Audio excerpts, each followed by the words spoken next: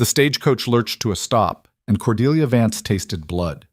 She'd bitten her tongue somewhere around the last brutal turn when the wheels hit a rut deep enough to crack bone. Her carpetbag slammed into her ribs. The woman beside her, a prospector's wife with a face like dried leather, didn't even blink. This was the West. Pain was expected. "Red Hollow!" the driver shouted, his voice scraped raw from dust.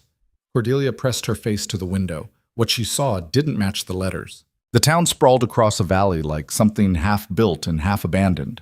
Wooden buildings leaned into each other for support. A saloon, a general store with boards missing from its sign, a church with a crooked steeple that looked like it might collapse in the next strong wind, mud streets churned by wagon wheels and horse hooves. And beyond it all, rising like a dark promise against the mountains, stood the largest structure she'd ever seen outside of Boston, the Thorne Estate. It wasn't a ranch house. It was a compound, stone walls, iron gates, chimneys pumping smoke into an already gray sky. Even from a distance, it looked less like a home and more like something designed to keep people out, or in. "That where you're headed?" the prospector's wife asked, following her gaze. Cordelia nodded, her throat suddenly dry. The woman made a sound that could have meant anything. Good luck with that. Before Cordelia could ask what she meant, the door swung open. The driver's face appeared, weathered and impatient. "Miss Vance, your husband sent someone." Husband. The word still felt foreign in her mouth, even though she'd been practicing it for weeks. She hadn't married Elias Thorne yet. That ceremony was supposed to happen tonight, but the letters had been signed, the agreement made. In the eyes of the law and practicality, she already belonged to him. She gathered her bag and stepped down into ankle-deep mud. The man waiting for her wasn't what she expected either. He was young, maybe 25, with a face too pretty for this kind of country. Clean-shaven, pressed clothes, a gun belt that looked more decorative than functional. "Miss Vance." He removed his hat with a flourish that felt rehearsed. "I'm Marcus Webb. Mr. Thorne sent me to escort you to the house." She wanted to ask why Elias himself hadn't come, why her future husband couldn't be bothered to meet the woman traveling across a continent to marry him. But she'd learned early that questions like that made you look desperate, and desperation was blood in the water. "Thank you, Mr. Webb." "Just Marcus, please." His smile was easy, practiced. "We don't stand much on formality out here." Liar, she thought. Everything about him screamed formality, the way he held himself, the deliberate charm. Even the horse waiting behind him, a sleek black mare that had no business in a working ranch. She let him help her into the saddle of a second horse, a roan gelding that looked far more practical. Her legs ached from days in the coach, and the shift to horseback made her muscles scream protest, but she kept her face blank. She'd spent 26 years learning how to hide what she felt. It was the only skill her mother ever taught her that proved useful. They rode through town in silence. People watched from doorways and windows. A few nodded at Marcus.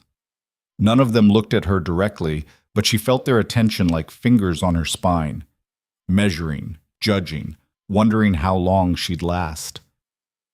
"How was your journey?" Marcus asked, his tone suggesting he didn't actually care. "Long. I imagine. Boston to here, that's quite a distance." "You know where I'm from." Mr. Thorne mentioned it. He glanced at her sidelong. "Said you came from good family. Educated, well-bred." The words made her jaw tighten. She'd heard versions of that her whole life. Good family meant her father had been a lawyer before the drink took him. Educated meant she could read Latin and balance accounts. Well-bred meant she knew which fork to use at dinner, right up until there was no dinner to eat. "Mr. Thorne's letters didn't mention much about him," she said instead. "No, I suppose they wouldn't." Marcus's smile flickered. "He's a private man. And successful, from what I can see. Very successful." "Doing what exactly?" "His letters mentioned cattle, but land," Marcus cut in smoothly. "The Thornes own most of what you can see from here to the eastern ridge. Cattle, yes. Timber, water rights, mining claims. They've built something remarkable." Built. Not earned. Not inherited. Built suggested construction, effort, intention. It also suggested that what was here now hadn't always been. They passed through the iron gates, which stood open but looked capable of withstanding a siege. Up close, the estate was even more imposing. The main house was 3 stories of dark stone and heavy timber, with narrow windows that looked like eyes. Outbuildings scattered across the property, stables, a bunkhouse, storage sheds, something that might have been a smokehouse. Men worked in the yards, but they stopped when the horses approached. Watching. Always watching. Marcus dismounted and offered his hand.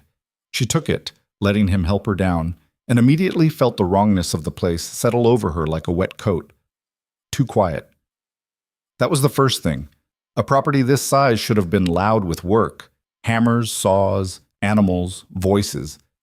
Instead, everything felt muffled, as if the air itself was holding its breath. "Mr. Thorne is waiting inside," Marcus said. "I'll have someone take your bag." "I can manage?" "I insist." It wasn't a suggestion. She released the bag to a ranch hand who appeared from nowhere, a man with a scar bisecting his left eyebrow and eyes that didn't blink enough. The front door opened before they reached it. The woman standing there was maybe 50, dressed in black with gray hair pulled back so tight it must have hurt. Her face had the kind of hardness that came from years of enforcing rules nobody else wanted to follow. "Mrs. Hale," Marcus said. "This is Miss Vance." "I know who she is." Mrs. Hale's voice could have stripped paint. She looked Cordelia up and down with the efficiency of a livestock appraiser. "You're late." "The stage was delayed," Cordelia said evenly. "Weather in the passes." "Mr. Thorne doesn't care about weather. He cares about punctuality." Mrs. Hale stepped aside. "Inside, quickly. We have work to do before tonight." Cordelia crossed the threshold into a house that felt more like a mausoleum. The entrance hall was massive. Dark wood floors, darker walls, a staircase that climbed into shadows. Portraits lined the walls, stern-faced men and grim women who all shared the same hard eyes. Thorne ancestors, presumably. A family tree rooted in stone. "This way," Mrs. Hale said, already moving. "You'll bathe first. Then we'll see about making you presentable." Making her presentable, as if she were livestock being prepared for auction. They climbed the stairs, Marcus trailing behind. The second floor was a maze of hallways lined with closed doors. Mrs. Hale navigated without hesitation, her keys jangling at her waist like a jailer's. "This is your room," she said, opening a door near the end of the hall. "You'll stay here until after the ceremony, then—" She paused. "Well, that depends on Mr. Thorne." The room was larger than anywhere Cordelia had lived in the past 5 years. 4-poster bed, wardrobe, vanity. A window that looked out over the western pastures where the sun was starting its descent toward the mountains. Everything was clean, expensive, and utterly impersonal. "Bathwater's being drawn now," Mrs. Hale continued. "You have 1 hour. The ceremony begins at 8. Don't be late again." She left without waiting for acknowledgement, her footsteps retreating down the hall like a countdown. Marcus lingered in the doorway. "She's not as harsh as she seems." "Isn't she?" His smile returned, but it didn't reach his eyes. "Red Hollow isn't Boston, Miss Vance. Things work differently here. The sooner you understand that, the easier this will be." "Easier for whom?" He actually laughed at that. "You've got spine. That's good. You'll need it." Then he was gone too, closing the door behind him. Cordelia stood alone in a stranger's house, in a stranger's room, about to marry a stranger for reasons that had stopped making sense somewhere around Kansas. She told herself it was practical. She was 26, unmarried, with no prospects and no money. Her father's debts had consumed everything. The boarding house where she'd been living was raising rates she couldn't afford. When the marriage broker showed her Elias Thorne's letter, successful rancher seeking educated wife, willing to pay passage and provide security, it had seemed like providence. Now it felt like something else entirely. She moved to the window. From here, she could see the town below, small and insignificant against the vastness of the land. Beyond it, mountains rose like teeth. This was the frontier, the edge of everything, the kind of place where people came to disappear. A knock at the door made her turn. "Bath's ready, miss." A young woman entered carrying linens, her face carefully neutral. She couldn't have been more than 18. "Mrs. Hale says I'm to help you prepare." "What's your name?" The girl hesitated as if the question was a trap. Annie, miss. Thank you, Annie. Cordelia kept her voice gentle. I can manage the bath myself, but I'd appreciate help with the dress later. Annie's shoulders dropped slightly, tension releasing. Yes, miss? I'll wait outside. No need to wait. Just come back in 45 minutes. Mrs. Hale said, Mrs. Hale doesn't need to know everything. Cordelia offered a small smile. Does she? Annie's lips twitched. Not quite a smile, but close. No, miss. I suppose she doesn't. The bath was already cooling by the time Cordelia lowered herself into it, but she didn't care. She needed the water, needed the moment alone to think. The tub was copper, expensive, out of place in a ranch house. Everything here was out of place. Too fine, too deliberate, too much like something built to impress rather than to live in. She scrubbed at 2 weeks of travel grime and tried not to think about what came next. Marriage to a man she'd never met. A wedding night with a stranger. A life in this enormous, silent house where everyone moved like they were walking on ice that might crack. The water turned gray. She stayed in it anyway. When Annie returned, she brought a dress that made Cordelia's stomach drop. It was beautiful. Ivory silk with delicate lace at the collar and cuffs. The kind of dress that cost more than Cordelia had earned in a year of teaching at the girls' school. The kind of dress that said, "You belong to something important now." Mr. Thorne had it made special, Annie said quietly, laying it across the bed. From measurements in your letter. Cordelia had sent her measurements 3 months ago, never imagining they'd be used for this. The dress fit perfectly, of course. It hugged her waist, emphasized curves she usually tried to hide, made her look like something valuable. Annie worked her hair into an elaborate twist, pinning it with combs that had tiny pearls embedded in them. When she was finished, Cordelia barely recognized herself in the mirror. You look lovely, miss, Annie said. I look expensive. Annie's hands stilled. Is that bad? I don't know yet. A clock somewhere in the house chimed 7:30. 30 minutes until the ceremony. 30 minutes until her life changed irrevocably. Annie, Cordelia said carefully, the woman who was here before me. Annie's face went blank so fast it was like watching shutters slam closed. I don't know what you mean, miss. The previous bride, there was one, wasn't there? Mr. Thorne mentioned, I really don't know anything about that.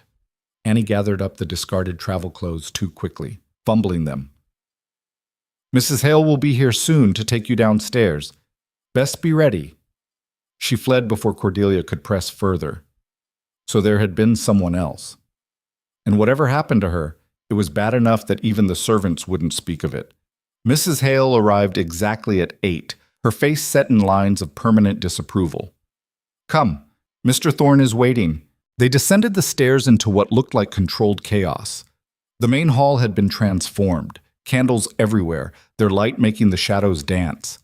Flowers, where had they gotten flowers? Arranged in vases that probably cost more than Cordelia's entire wardrobe back in Boston.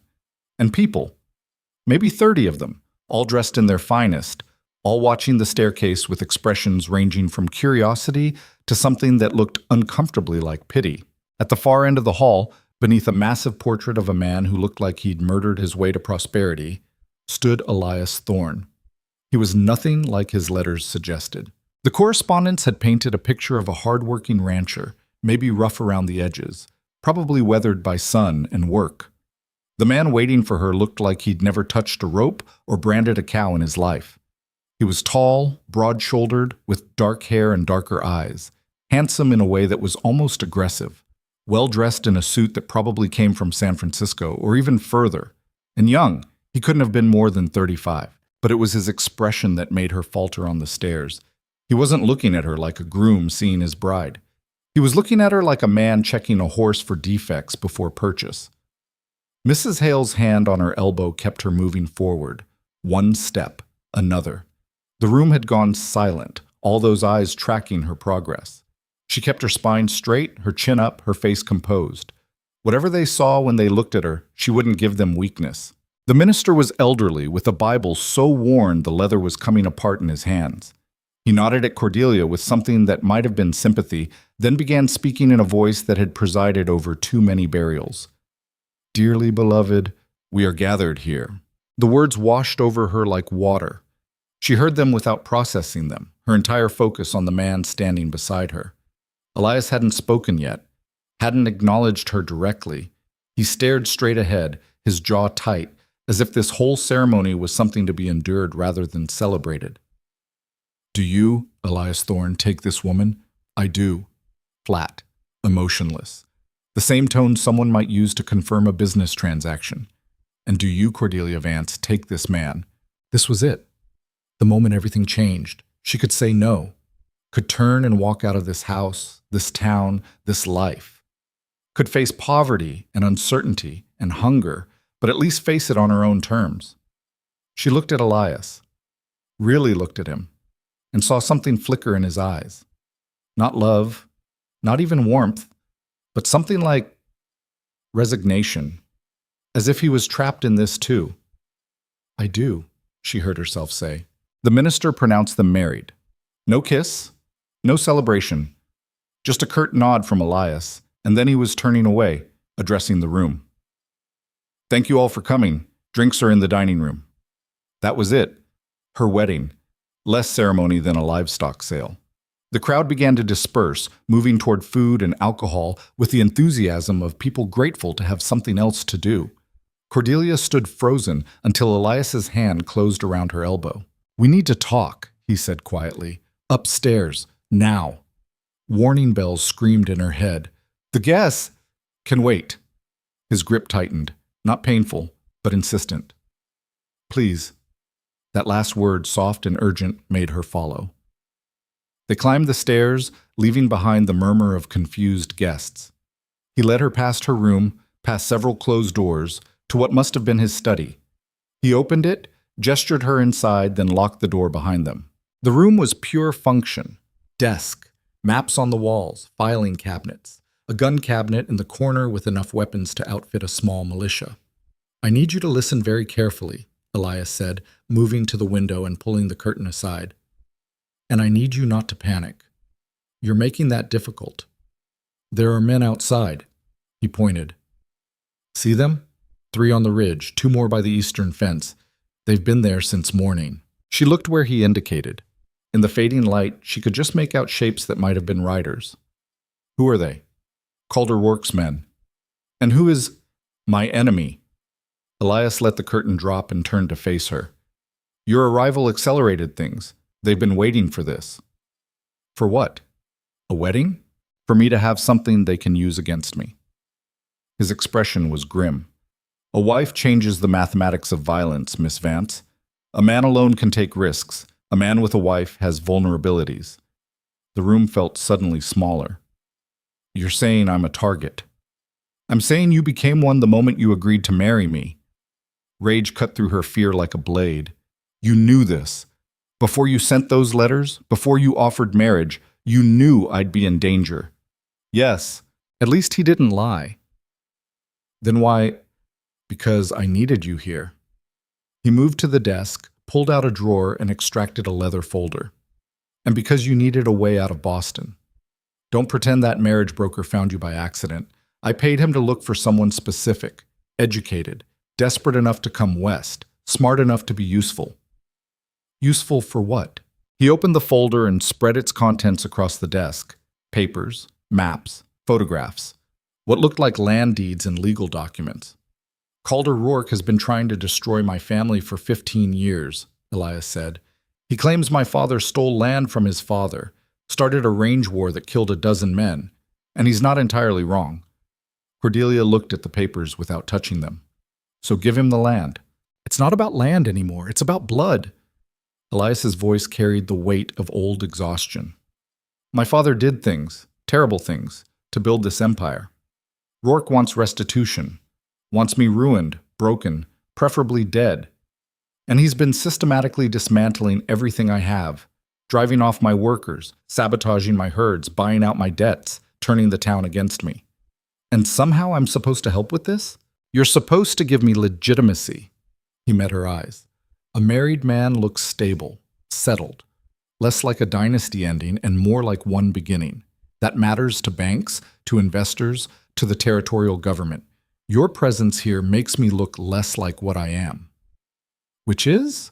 The last thorn. He said it like a confession. My father's dead, my brother's dead. It's just me now, trying to hold on to something built on violence, and Rourke knows it. One more push and it all falls apart. Somewhere downstairs, glass shattered. They both froze. Then voices, raised in anger, a woman screaming, the unmistakable sound of the front door slamming open so hard the whole house shook. Elias moved to the gun cabinet, his hand steady. Stay behind me. What's happening? They're coming inside. He loaded a revolver with practiced efficiency. I'd hoped they'd wait until morning, but footsteps thundered up the stairs. Multiple people, moving fast. The study door shook under someone's fist. Thorne! We know you're in there! Elias positioned himself between Cordelia and the door, gun raised. His face had gone completely blank, as if he'd pulled on a mask. This is private property, Rourke. This is a crime scene. The voice on the other side was rough, angry, barely controlled. And you're going to open this door, or we're going to break it down. On what authority? On the authority of a federal warrant and 2 U.S. Marshals standing right here who'd be happy to add resisting arrest to your list of charges. Federal warrant. Marshals. Cordelia's mind raced, trying to piece together what this meant. Elias's hand tightened on the gun. For a moment she thought he might actually try to fight. Then his shoulders dropped, just slightly, and he lowered the weapon. I need to see the warrant. Open the door first. Show me the warrant, and I'll cooperate peacefully. Otherwise, you can try that battering ram and see how many of your men I take down before you reach me. Silence. Then paper slid under the door. Elias bent, keeping the gun trained on the entrance, and picked it up. He scanned it quickly, and something in his face changed. Not fear, something worse. Defeat. It's real, he said quietly. They're really here. For what? Cordelia demanded. What are you accused of? He looked at her then, and she saw the truth in his eyes before he said it. Murder. He unlocked the door and stepped back. They came in like a flood. 6 men, all armed. 2 wore marshal badges. The rest looked like hired guns trying to look official. And leading them was a man who could only be Calder Rourke. He was older than Elias, maybe 50, with silver threading through dark hair and a face that had seen too much sun and too much violence. He moved like someone accustomed to command, his eyes sweeping the room and cataloging everything in seconds. Elias Thorne, one of the marshals said, you're under arrest for the murder of Sarah Whitmore. The name hit Cordelia like a fist. Sarah Whitmore, the previous bride. That's a lie, Elias said, but there was no conviction in it. Rourke smiled without humor. Is it? Because we just found her body, buried on your property, under the floorboards of the eastern bunkhouse, right where our informant said it would be. What informant? Elias's voice had gone dangerous. Who? Someone who got tired of covering for you? Rourke's gaze shifted to Cordelia. And you must be the new Mrs. Thorne. My condolences. You married a murderer. The marshals moved in, producing iron manacles. Elias didn't resist. He stood there, arms out, and let them clap the restraints on his wrists like he'd been expecting this all along. I didn't kill her, he said to Cordelia, not to them. Whatever they found, whatever they think they know, I didn't kill Sarah Whitmore. But you know who did, Rourke said. It wasn't a question. Elias said nothing. They hauled him toward the door. One of the marshals tipped his hat at Cordelia. Ma'am, you'll need to come down to the station tomorrow. We'll have questions. Then they were gone, dragging her husband of less than an hour out of the house and into the night. Cordelia stood alone in the study, surrounded by evidence of crime she didn't understand, in a house that felt like it was holding its breath. From somewhere below she heard Mrs. Hale's voice, sharp and commanding, trying to restore order among the guests who must have witnessed everything. And outside, in the darkness, those riders still waited on the ridge.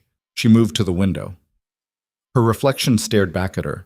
A woman in an expensive wedding dress, hair still perfectly arranged, face carefully composed, but her hands were shaking. They'd arrested Elias for murdering the woman who came before her, the woman who traveled west to marry into this family and ended up buried under a bunkhouse floor. And now Cordelia stood exactly where Sarah Whitmore must have stood, in this house, with these people, surrounded by secrets and violence. The question wasn't whether she was in danger. The question was whether she'd survived long enough to escape. She pressed her forehead against the cool glass and made herself breathe. In, out, in, out. Then she turned and looked at the papers still spread across Elias's desk. If she was going to survive this, she needed to understand it. Needed to know who killed Sarah Whitmore and why. Needed to know if her new husband was a murderer or just a man drowning in his father's sins. Needed to know if this house full of secrets would become her grave too. Outside, thunder rumbled across the mountains. The storm was coming. Cordelia's hands moved through the papers on Elias's desk before her mind fully registered what she was doing. Land deeds, survey maps, correspondence dating back 15 years. A photograph of a man who looked like an older, harder version of Elias, his father, presumably, standing with a group of armed men in front of what looked like a burned-out homestead. She shouldn't be doing this. This was evidence. This was private. This was... The door opened without warning. She spun around, heart hammering, and found herself facing Marcus Webb. He'd lost the easy charm from earlier. His face was pale, his jaw tight. "You need to come downstairs," he said. "Now." I know what you were doing." He crossed the room in 3 strides and began gathering the papers, shoving them back into the folder with hands that weren't quite steady. "And you need to stop, right now. If Elias is innocent, innocent doesn't matter out here." Marcus slammed the drawer shut. "What matters is staying alive long enough to prove it. And poking around in things you don't understand is a good way to end up like Sarah Whitmore." The name hung between them like smoke. "Tell me about her," Cordelia said. "No. I'm already involved. I'm married to him. I deserve to know. You deserve exactly nothing." Marcus's voice cracked like a whip. "You came here for money and security. You got a name and a house. That's the transaction. Everything else is above your pay grade." She should have been angry, should have thrown his condescension back in his face, but something in his expression stopped her. He wasn't being cruel. He was terrified. "Who was she?" Cordelia asked quietly. "Sarah Whitmore." Who was she really? Marcus stared at her for a long moment. Then his shoulders sagged, and he looked suddenly exhausted. "She was someone who asked too many questions, like you're doing right now." "Marcus, she came here 18 months ago. Same arrangement as you. Marriage broker, desperate circumstances, cross-country journey. Elias needed a wife to shore up his reputation. She needed an escape from whatever mess she'd left behind." He moved to the window, peering through the curtain at the darkness outside. "Only she wasn't what she claimed to be." "What do you mean?" "I mean she was investigating him. Us. All of it." Marcus let the curtain drop. "She was Pinkerton, working undercover to build a case about land fraud and murder. And when we found out, she disappeared." The room felt like it was tilting. Did Elias kill her? I don't know. And that, Cordelia realized, was the truth. Marcus genuinely didn't know. Maybe. Maybe someone else did. Maybe she's not even dead and this is all some elaborate frame job. But what I do know is that body they found tonight has been in the ground for over a year, and whoever put it there isn't going to be happy about it coming back up. Footsteps echoed in the hallway. Multiple people, moving with purpose. Marcus grabbed Cordelia's arm. "Listen to me very carefully. Downstairs, there are people who've been waiting for an excuse to tear this house apart. Federal agents. Rourke's men pretending to help with the investigation. Half the town hoping to see the thorns finally fall.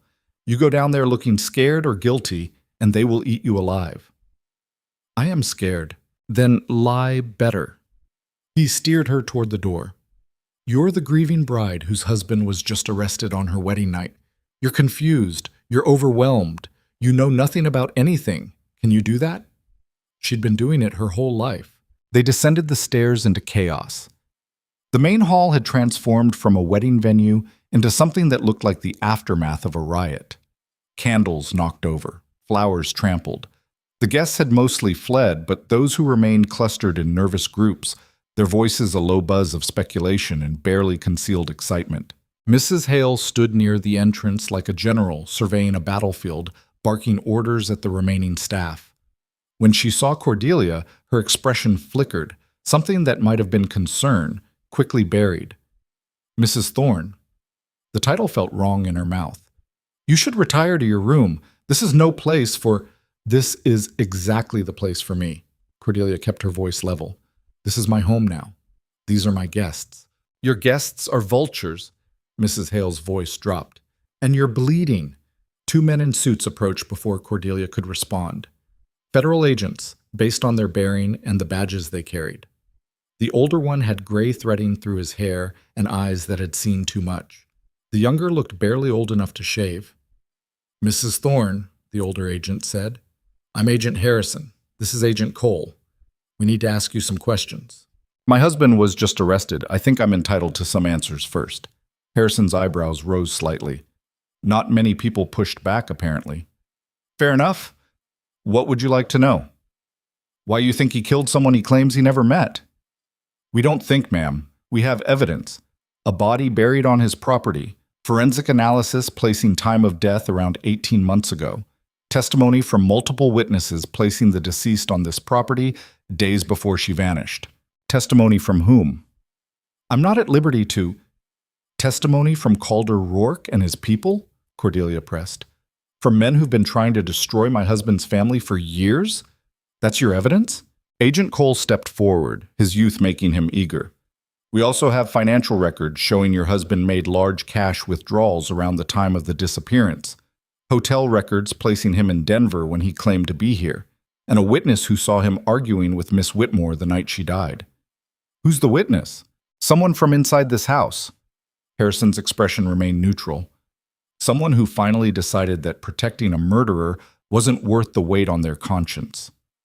Cordelia felt the room shift beneath her feet. Someone from inside the house. One of the people standing in this hall right now, or cowering in their rooms upstairs, had turned on Elias, had given testimony that put him in chains. She looked around, trying to see guilt in faces that all carried their own secrets. Marcus stood near the stairs, his expression carefully blank. Mrs. Hale had gone rigid, her hands clasped so tight her knuckles were white. Annie peered from the kitchen doorway, eyes wide and frightened. Any of them could be the informant. All of them could be lying. I'd like to see my husband, Cordelia said. That's not possible tonight, Harrison replied. He's being held at the marshal's office pending arraignment. You can visit tomorrow after you've answered our questions. Then ask them. They moved to the dining room, which had been set up for the wedding reception that never happened, plates of untouched food, wine bottles opened but barely poured. Harrison pulled out a chair for Cordelia with unexpected courtesy, then sat across from her while Cole positioned himself by the door, keeping watch, or blocking escape. How much did your husband tell you about Sarah Whitmore? Harrison began. Nothing. I didn't know she existed until tonight. Did he mention any previous engagements? Other women who'd come to Red Hollow? No. What about his business dealings? Any mention of land disputes or conflicts with neighbors? He said Calder Rourke had been trying to destroy his family. He didn't elaborate. Harrison made notes in a small leather book. When did you first make contact with Mr. Thorne? 4 months ago, through a marriage broker in Boston. Which broker? A man named Sullivan. He had an office near the harbor. What exactly did Sullivan tell you about Mr. Thorne? Cordelia recited it from memory. Successful rancher, widowed, looking for an educated woman to help manage his household and eventually raise a family. He offered passage, security, and a modest allowance. Did that seem suspicious to you? A wealthy man using a marriage broker instead of finding a wife locally? I assumed he wanted someone without ties to local politics. She met Harrison's gaze. I was desperate enough not to question my good fortune too closely. And when you arrived, what were your impressions? That nothing was as I'd been told. The house is too large, the operation too sophisticated, my husband too young and too educated to need a frontier bride. She paused. I think I was hired for a role, Agent Harrison. I just don't know what role yet. Harrison studied her for a long moment. You're smarter than you look. I look smart enough. That earned her a thin smile. Fair point. Let me be direct, Mrs. Thorne. Your husband is going to hang for this murder unless someone can provide evidence to the contrary.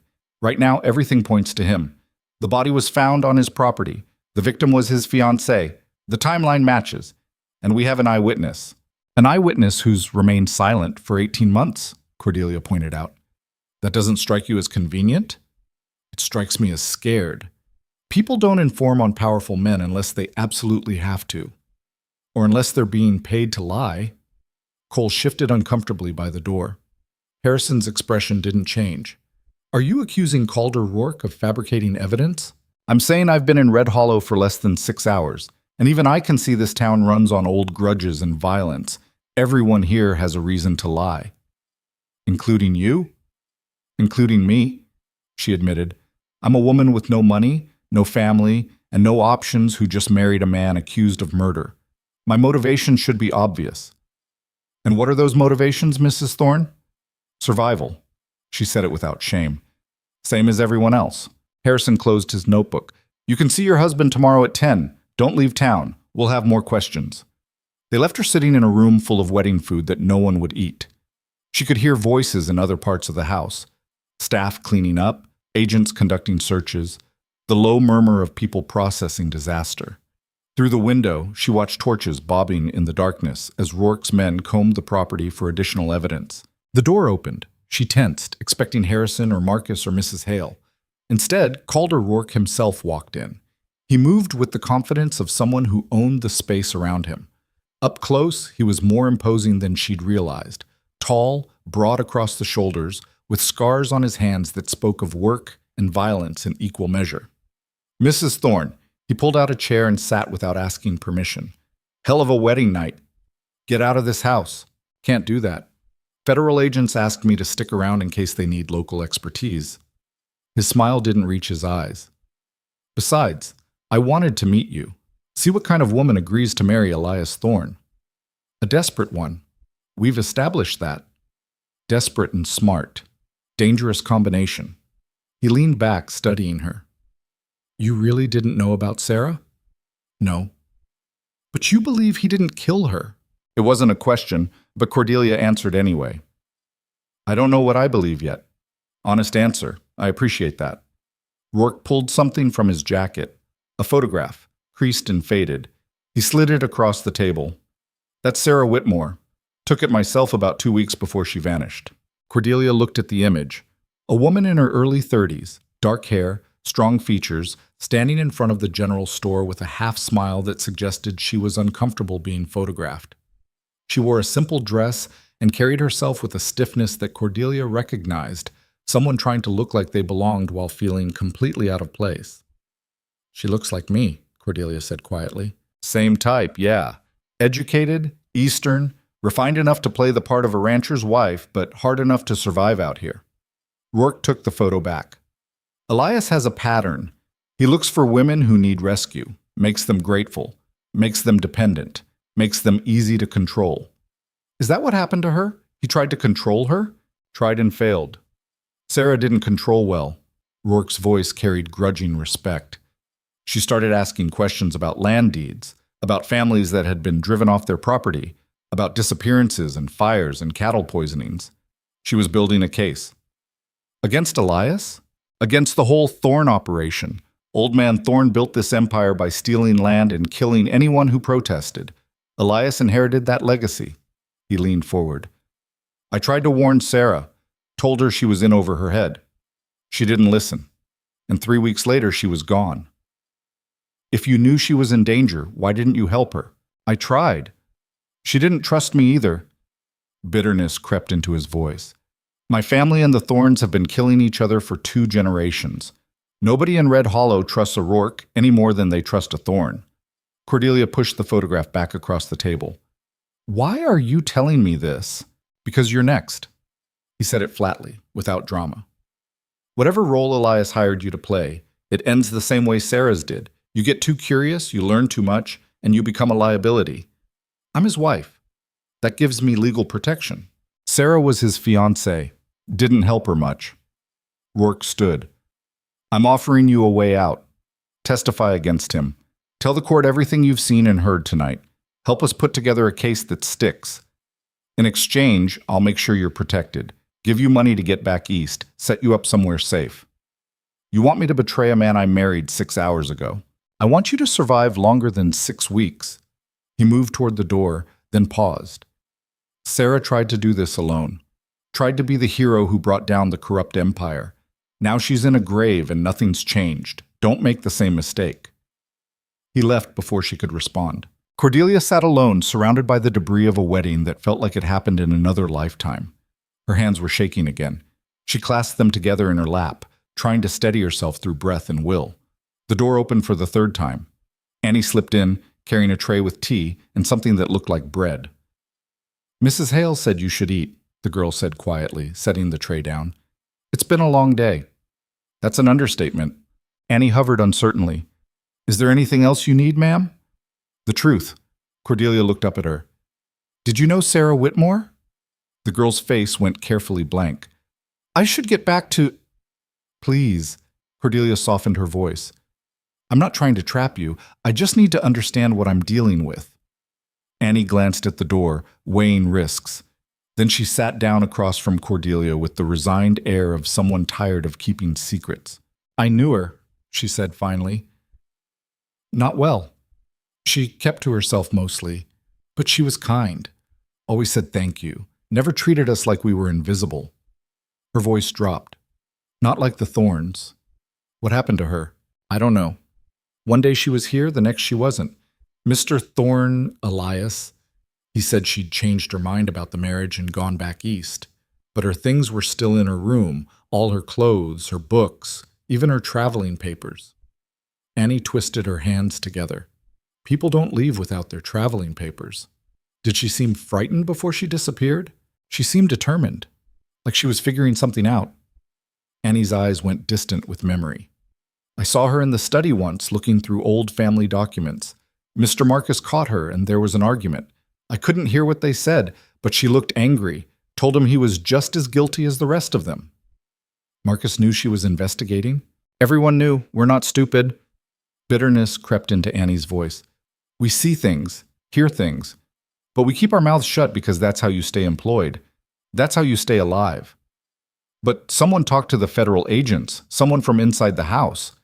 Annie went very still. "I don't know anything about that." "Annie, I don't." The girl stood abruptly. "And neither do you. That's the smartest thing you can do right now, Mrs. Thorne. Know nothing.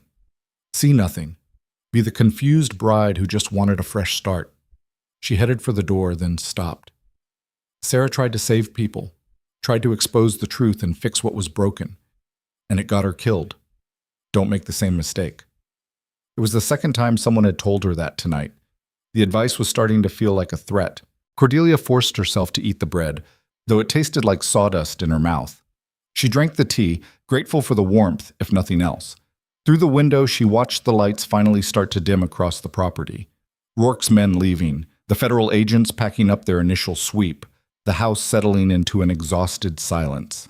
She should go to her room, should try to sleep, though she doubted sleep would come, should prepare herself for tomorrow's visit to the marshal's office and the interrogation that would follow.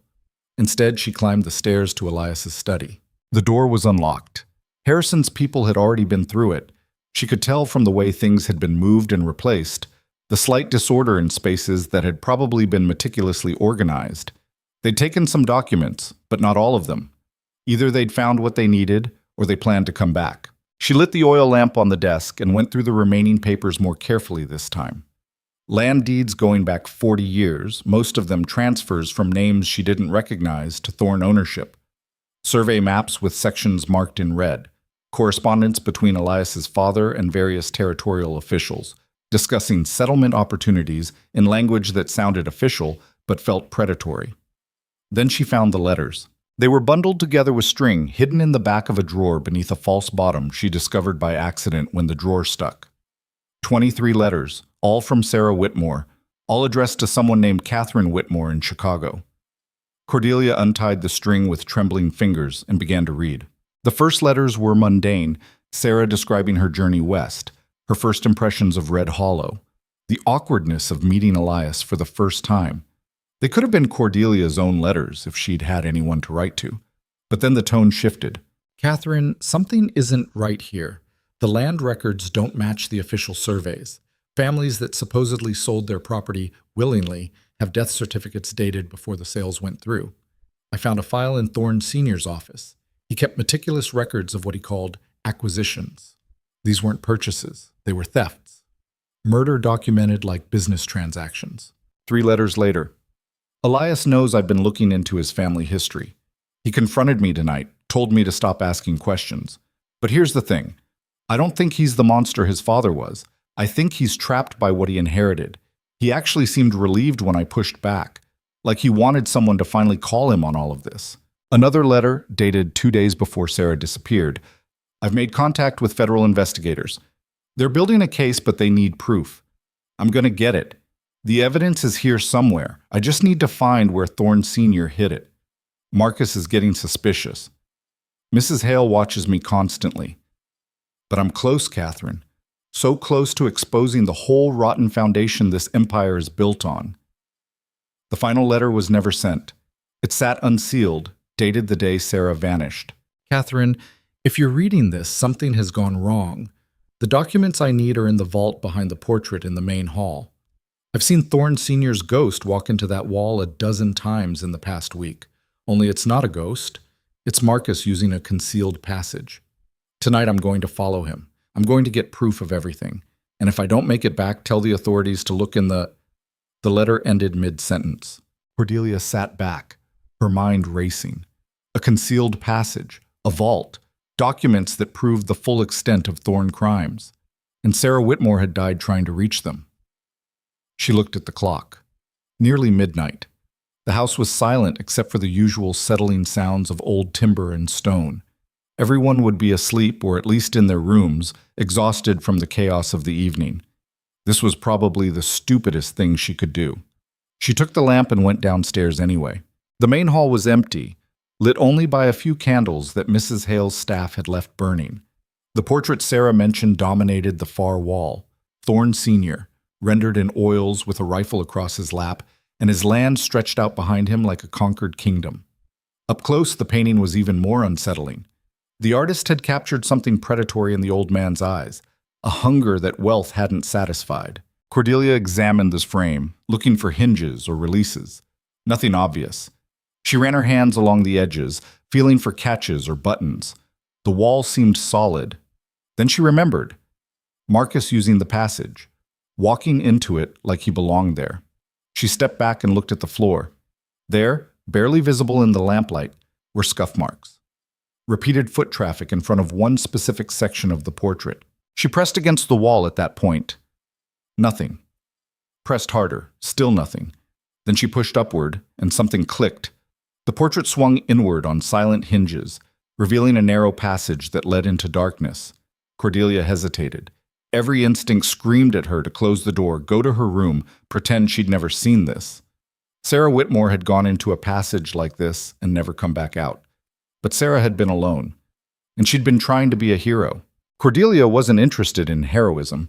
She was interested in survival, and survival meant understanding exactly what she'd walked into. She stepped through the opening. The passage was narrow, barely wide enough for one person. The walls were rough stone, the floor packed earth. It sloped downward, leading beneath the house into what must have been a cellar or foundation space. 20 feet in, the passage opened into a small room. It wasn't a vault. It was an office. A secret workspace where someone had conducted business they didn't want observed. A desk, filing cabinets, ledgers stacked on shelves, and on the walls, maps marked with notations in a handwriting she didn't recognize. Cordelia set the lamp on the desk and opened the nearest ledger. What she found made her stomach turn. They were kill records, documented executions disguised as accidents or natural deaths, names, dates, methods.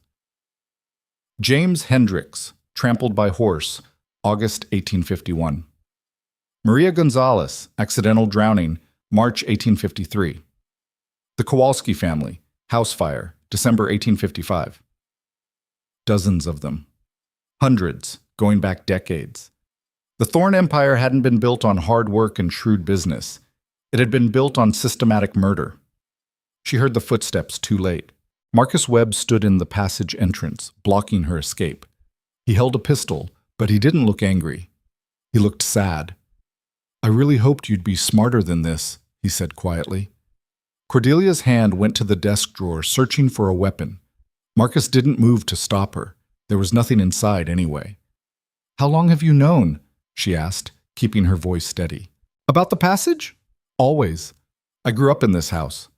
He stepped into the room. and she saw how exhausted he looked. About you sneaking down here?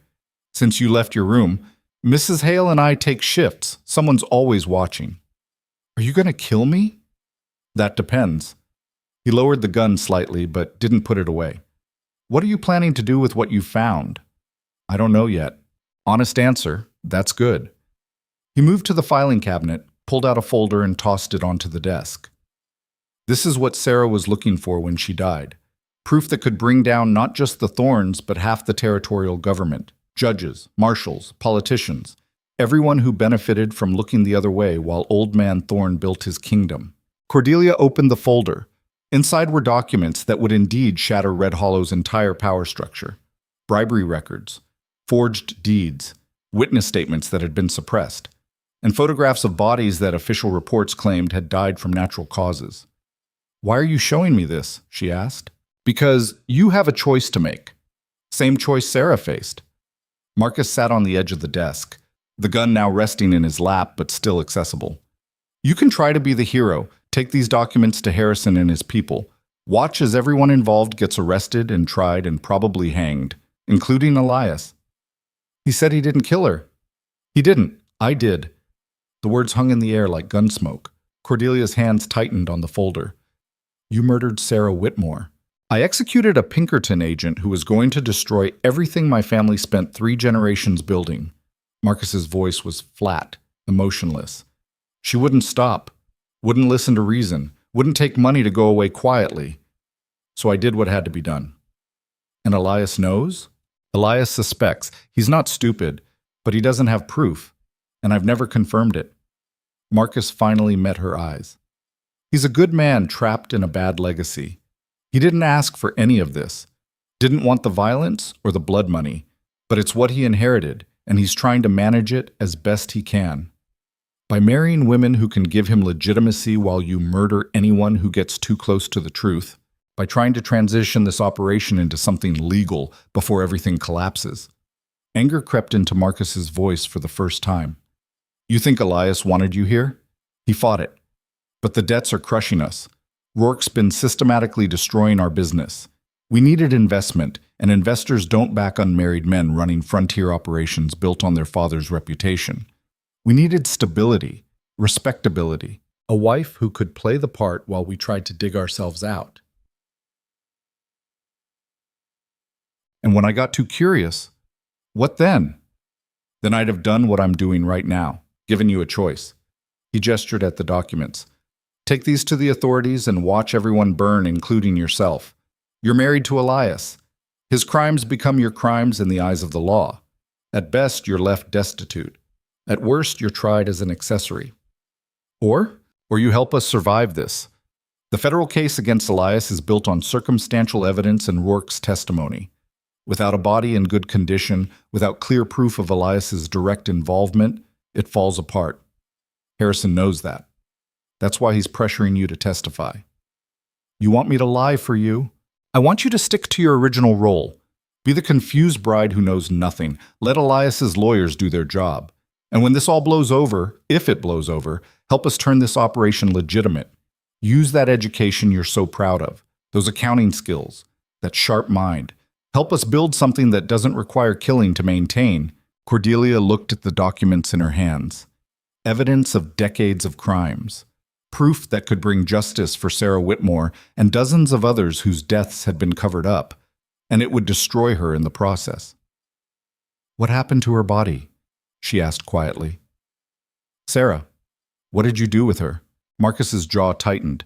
Buried her in the eastern bunkhouse under the floorboards. It was supposed to be temporary until I could move her somewhere more permanent, but Rourke had spies watching everything. I couldn't risk it. And the informant who led Harrison to her? One of Rourke's men planted in our outfit 6 months ago. We didn't know until tonight. Marcus stood, the gun returning to his hand but still not pointed at her. He's already gone. Disappeared right after the arrest. Probably halfway to California by now with Rourke's money in his pocket. So this whole thing is a setup. Rourke orchestrated it.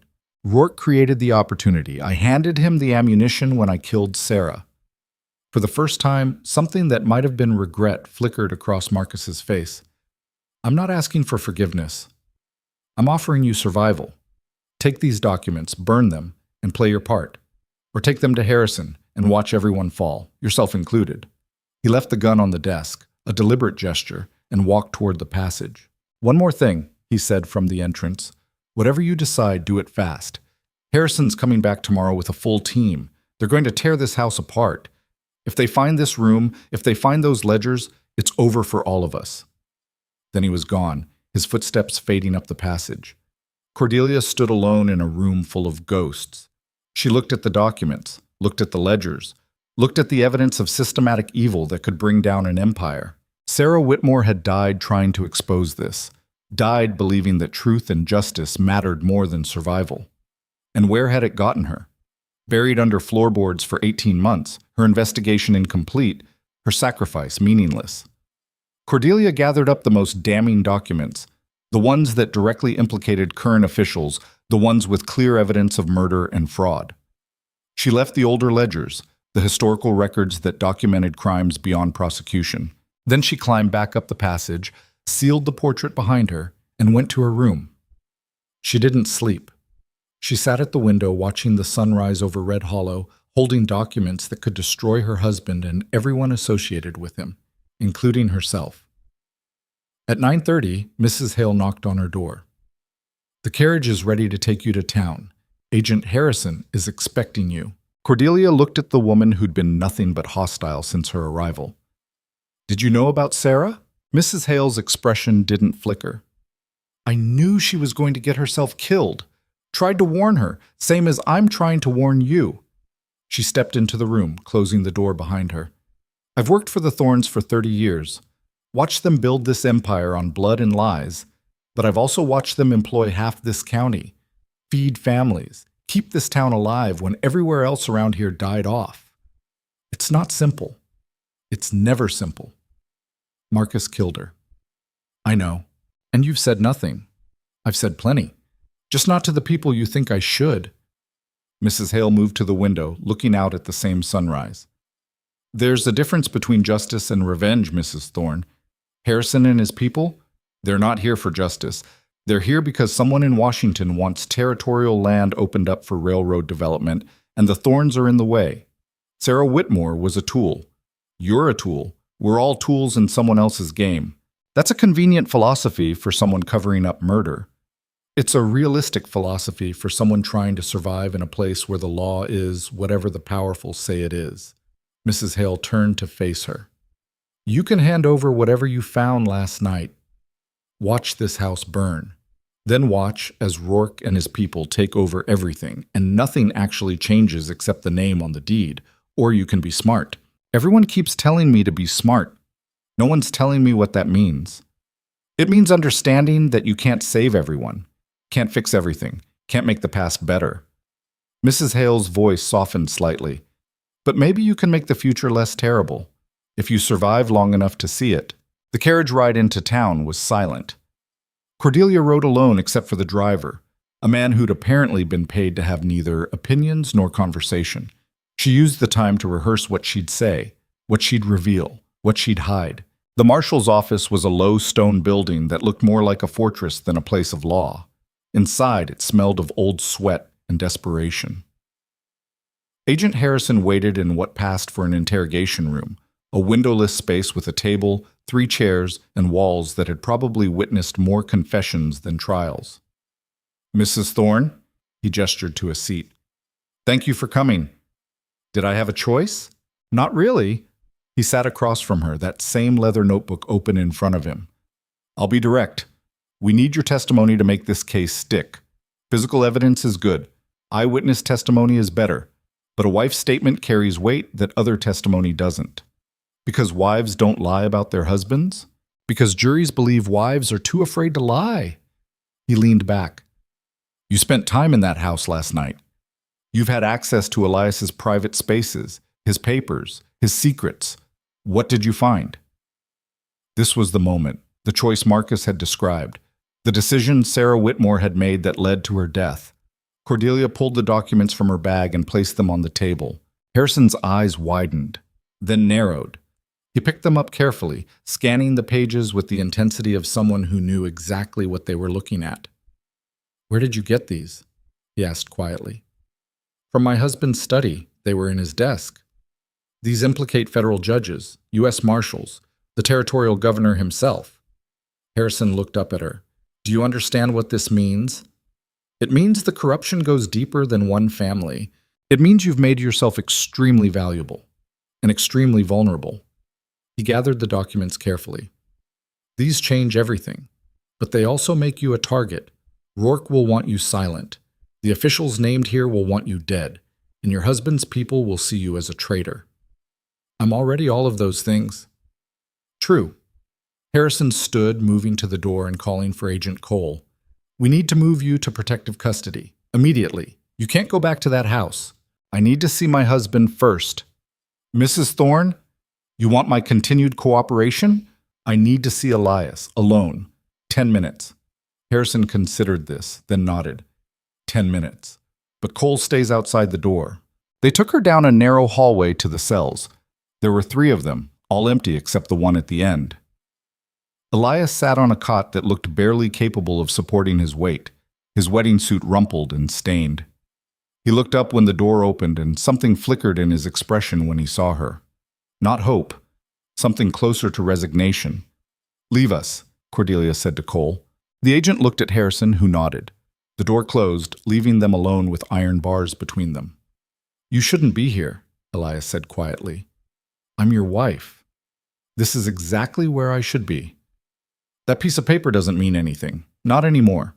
He stood, moving closer to the bars, but not touching them. Harrison already told me you found documents, that you're cooperating with their investigation. Did he tell you which documents? Does it matter? You did what you had to do to survive. I don't blame you for that. Cordelia moved closer, lowering her voice. I gave them the documents that implicate federal officials, the ones that prove the corruption extends beyond your family. Do you understand what that means? His eyes sharpened. It means you just made their case more complicated. It means they can't use you as a scapegoat anymore. They can't claim this was all the Thorns while ignoring everyone who helped you. She pressed against the bars. Marcus told me he killed Sarah. Is that true? Elias closed his eyes briefly. I don't know. I've suspected it, but I've never had proof. Did you love her, Sarah? I barely knew her. He opened his eyes again. Same as I barely know you. These weren't real marriages, they were transactions. Then why do you look like someone who lost something that mattered? He smiled without humor. Because I'm tired of being my father's son. Tired of managing an empire built on corpses. Sarah represented a way out, a chance to expose everything, face consequences, and maybe start over with a clean slate.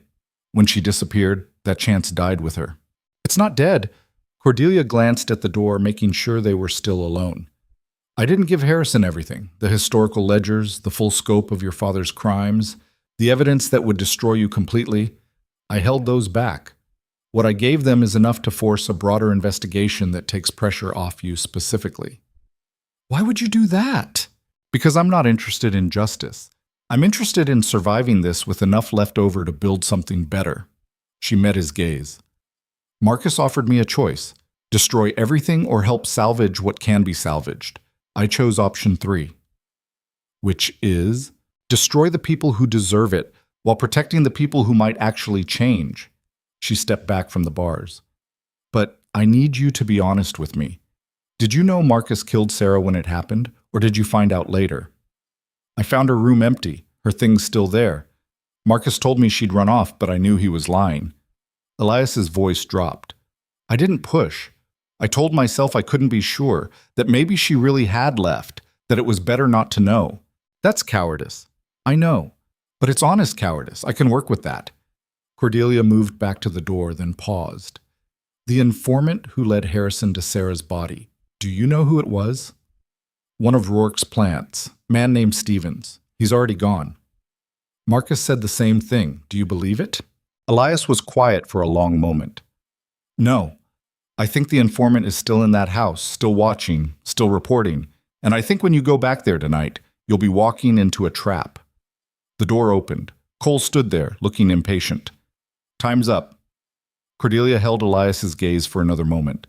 Then she turned and walked out, leaving her husband in his cell with secrets neither of them fully trusted. Harrison was waiting outside, Well, he's hiding something, but I don't think it's murder. She kept her voice level. I'll testify about what I found in his study, but I need protection, and I need it now. We'll set you up in a safe house, get you out of Red Hollow until the trial. No. The word came out sharper than she intended. If I disappear, whoever killed Sarah will know I'm cooperating. They'll run or destroy evidence, or both. I need to go back to the house, act normal, make them think I'm just the confused bride waiting for her husband. That's extremely dangerous. Everything about this situation is dangerous. At least this way I might learn something useful. Harrison didn't like it. She could see that in the way his jaw tightened, but he also recognized the value of an inside source. 24 hours. That's all I'm giving you. Tomorrow night, we pull you out, whether you're ready or not. She agreed because she had no choice, because survival meant staying valuable to everyone while trusting no one. The carriage took her back to the Thorne estate as afternoon shadows stretched across the valley. The house looked different in daylight, less ominous, more sad, like something that had outlived its purpose. Mrs. Hale met her at the door. How was your visit? Illuminating. Cordelia handed her traveling cloak to Annie, who appeared from nowhere to take it. I need to speak with Marcus. Mr. Webb is in the north pasture. Won't be back until evening. Then I'll wait. She spent the afternoon in the study, ostensibly going through household accounts that Mrs. Hale provided. In reality, she was searching for anything she'd missed the night before. Any clue about who might have informed on Elias, any hint of additional secrets waiting to surface. She found nothing. Whoever had betrayed the family had been careful not to leave evidence. Marcus returned at sunset, covered in trail dust and looking exhausted. He found her in the dining room, where Mrs. Hale had insisted she eat despite having no appetite. We need to talk, she said. We really don't. Someone in this house is still informing for Harrison or Rourke or both. That puts all of us at risk. That got his attention. He sat down across from her, waving away the food Annie tried to serve. What makes you think the informant is still here? Because Elias doesn't think Stevens was working alone. And because Harrison's people know too much about the internal layout of this house. Someone's been giving them detailed information. Marcus's expression went carefully neutral. Could be Stevens before he left. Could be. Or it could be someone else who's still here, still watching, still waiting for the next opportunity to sell information. She leaned forward. I gave Harrison documents that implicate federal officials. That makes all of us valuable to multiple sides now.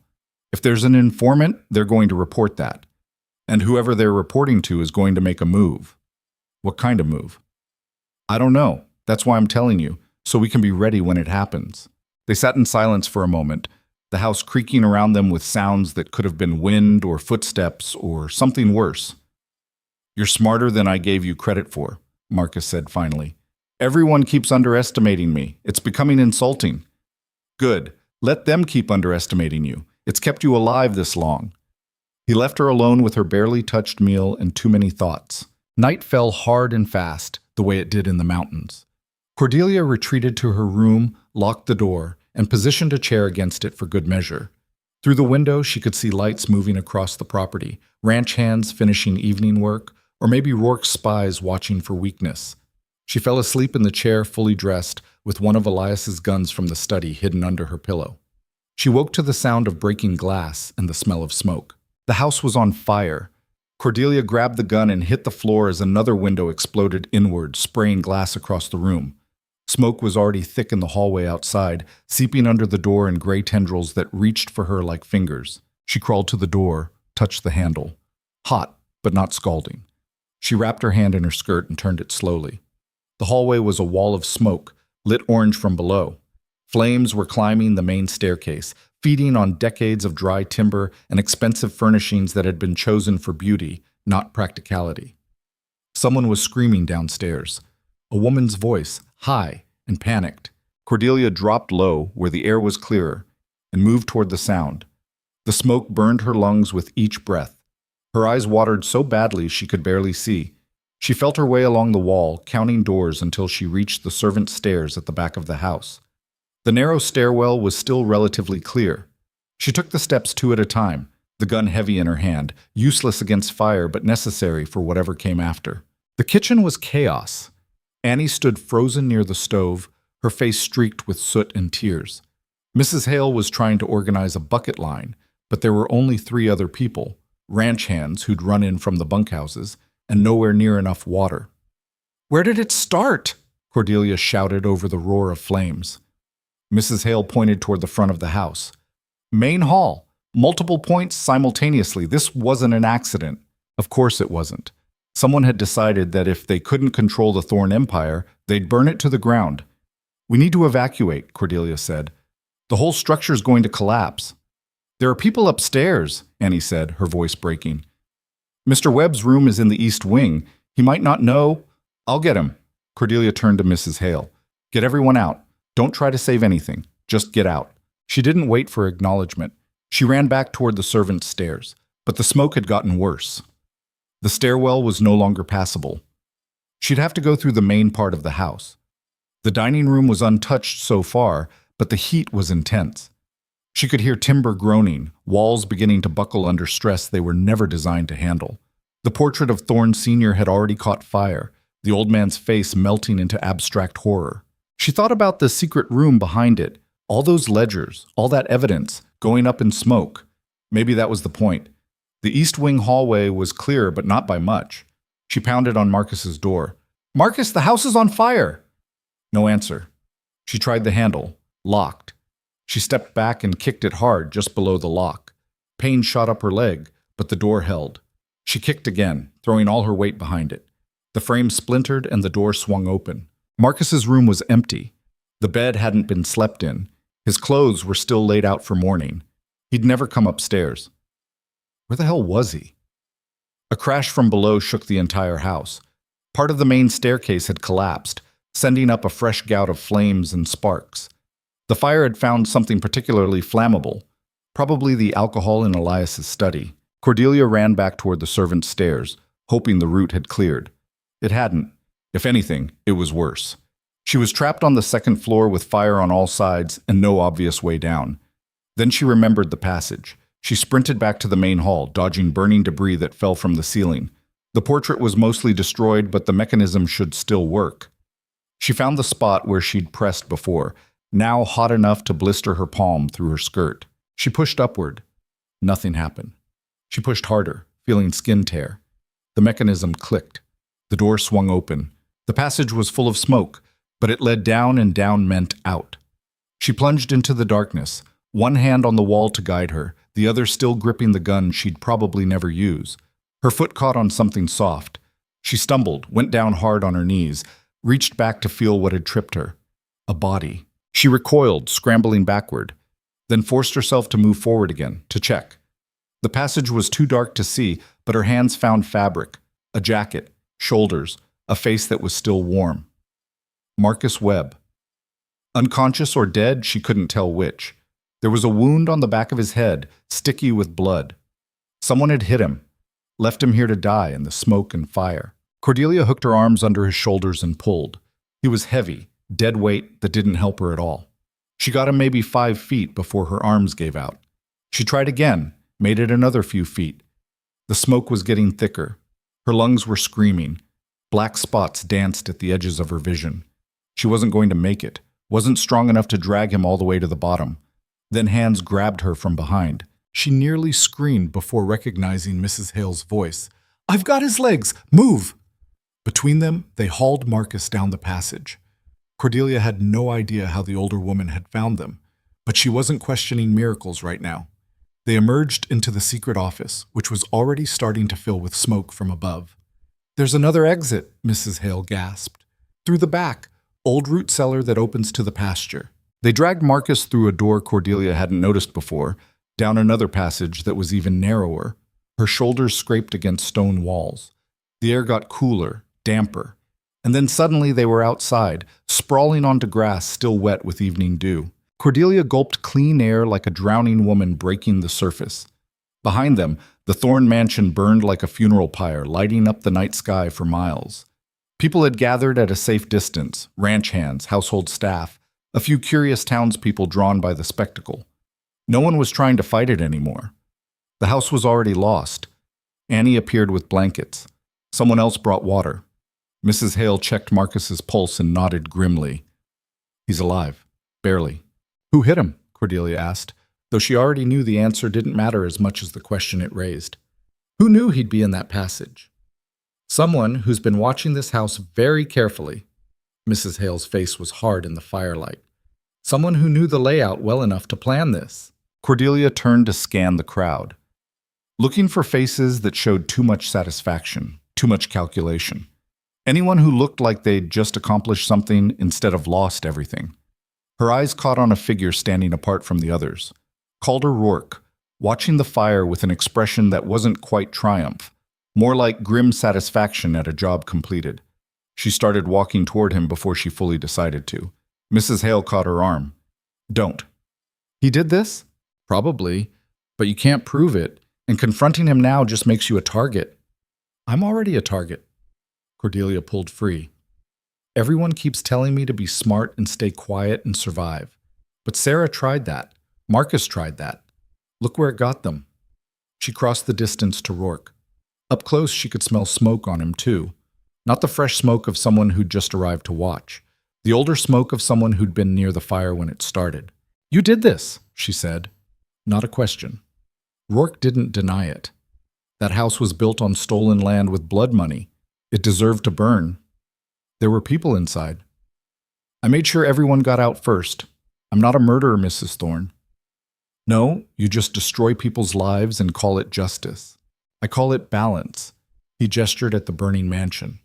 Your husband's grandfather drove my family off our land, killed my uncle when he tried to resist, built that monument to his own greed on property that wasn't his. Tonight, I took back what's mine. By destroying evidence that could have freed Elias? That made him pause. What evidence? Documents in the house proving federal complicity in land fraud, proof that the corruption extends far beyond the Thornes.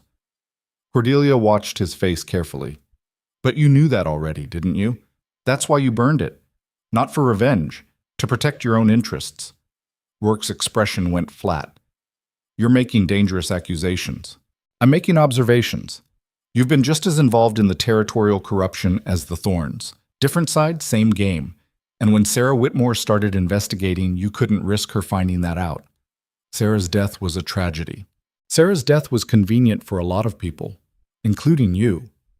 Cordelia stepped closer, lowering her voice so only he could hear. You wanted the Thornes destroyed, but you wanted it done in a way that didn't expose your own crimes. So you pushed Harrison to investigate, planted evidence, arranged for that body to be found, all of it carefully orchestrated to bring down Elias while keeping yourself clean. You're a smart woman. Rourke's voice carried a warning now. Too smart for your own good. Be careful that doesn't become a problem. It's already a problem. The question is whose problem it becomes. A commotion behind them made them both turn. Marcus had regained consciousness and was trying to stand despite Mrs. Hale's protests.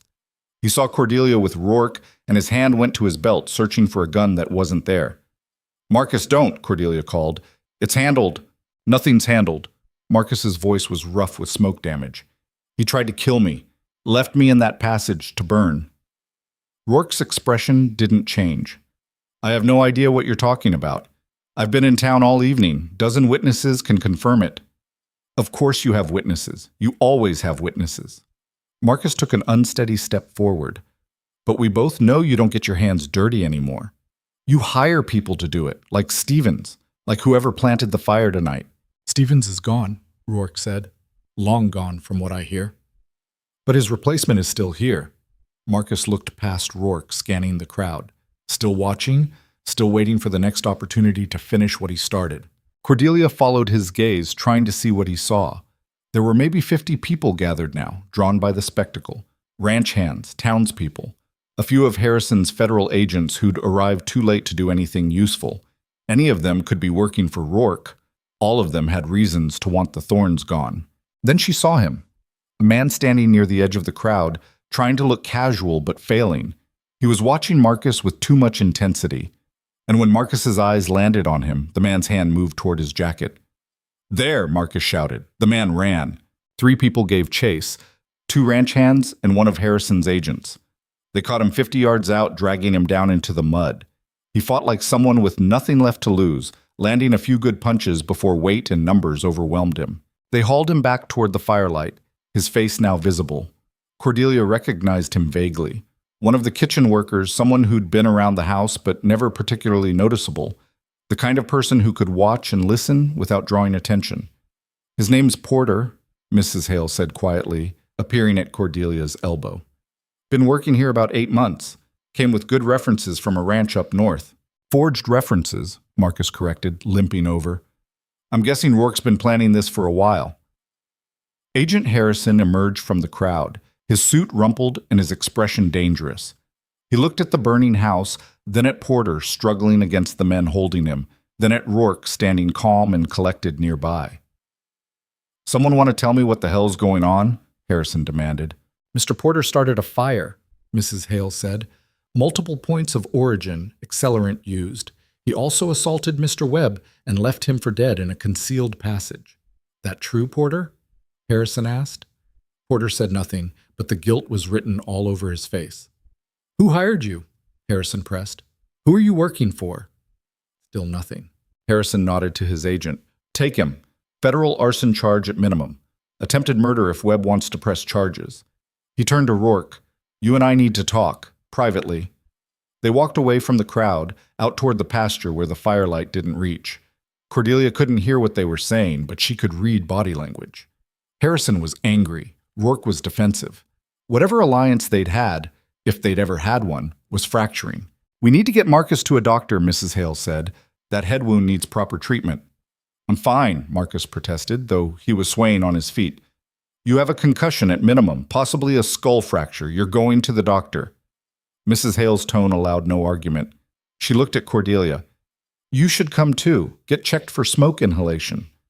I'm staying here. There's nothing left to stay for. The house is gone. The evidence is gone. Everything your husband built, everything his family built. It's all burning. Cordelia looked at the inferno that had been her home for exactly 2 days. Mrs. Hale was right. There was nothing left to save. The roof had already collapsed. The walls would follow soon.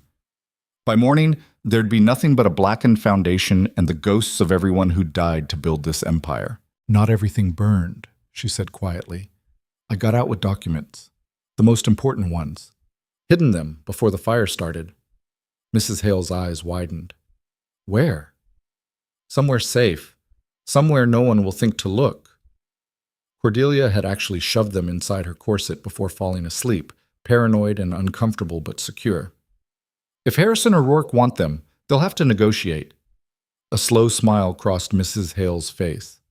You're learning.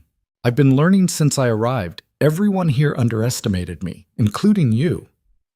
Fair enough. Mrs. Hale gestured toward the crowd, which was starting to disperse now that the excitement was fading. Most of these people have nowhere to go. The bunkhouses are damaged. The main house is gone. We're going to have a refugee camp on our hands by morning. Then we deal with it. Find temporary shelter. Get people fed and warm. Figure out what comes next. Cordelia was making it up as she went, but that seemed to be her specialty now. What would Elias want us to do? Elias would want you safe, away from here, protected from whatever comes next.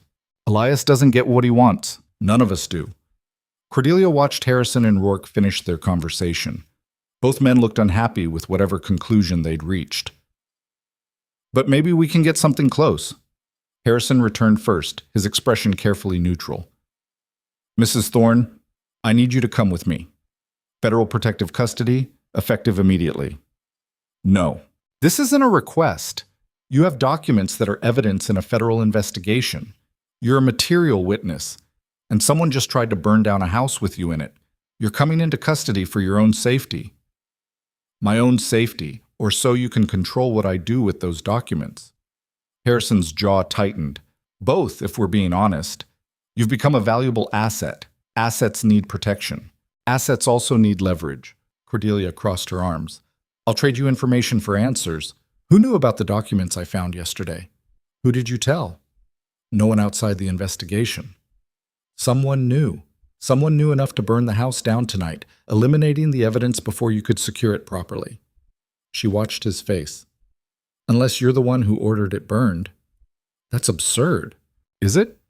You said yourself this investigation extends beyond the Thorns. Maybe it extends to people you don't want exposed, people in Washington who benefit from keeping territorial corruption quiet. Harrison was quiet for a long moment. Then he gestured for Agent Cole. Take Mrs. Thorne to the safe house. No stops, no delays. And don't tell anyone where you're taking her. Agent Harrison, Cole began. Those are orders. Follow them. Cole looked unhappy but nodded. He moved toward Cordelia, hand outstretched to guide her away. She didn't move. I'm not going anywhere until I see my husband. Impossible. He's in federal custody. You want those documents? You want my testimony? Then arrange a meeting, tonight, right now. Cordelia's voice hardened. Otherwise, I'll walk away from here, and you'll never find me or the evidence. You wouldn't get far. I got from Boston to Red Hollow on my own, with $50 and determination. I'd manage. She met his eyes. I'm done being moved around like a chess piece. If you want my cooperation, I want something in return. And what I want is to see Elias. Harrison stared at her, clearly recalculating. Then he pulled out his pocket watch, checked the time, and cursed under his breath. You get 5 minutes. That's all. Cole will take you to the marshal's office. You see your husband, then you go to the safe house. Non-negotiable. Fine. They rode into town in silence, Cordelia and Cole in a wagon borrowed from one of the ranch hands. The streets were empty at this hour. Everyone who cared about the fire was already out at the Thorne property. The marshal's office looked dark except for a single lamp burning in the back. Cole unlocked the door and led her inside. The night deputy was asleep at the front desk, snoring loud enough to shake the windows. Cole didn't wake him, just led Cordelia straight to the cells. Elias was awake, sitting on his cot with his head in his hands. He looked up when the door opened, and whatever he'd been expecting, it wasn't Cordelia covered in soot with her hair falling out of its pins. What happened? He asked immediately. Someone burned down your house, nearly killed Marcus in the process. Probably would have killed me too if I hadn't found the passage. She moved closer to the bars. Cole, give us privacy. The agent hesitated, then stepped back into the hallway. Close enough to intervene if needed, far enough to create the illusion of privacy. Are you hurt? Elias asked. Smoke inhalation, some burns, nothing serious. She pulled the documents from inside her corset, unfolding pages that were wrinkled and damp with sweat. I saved these.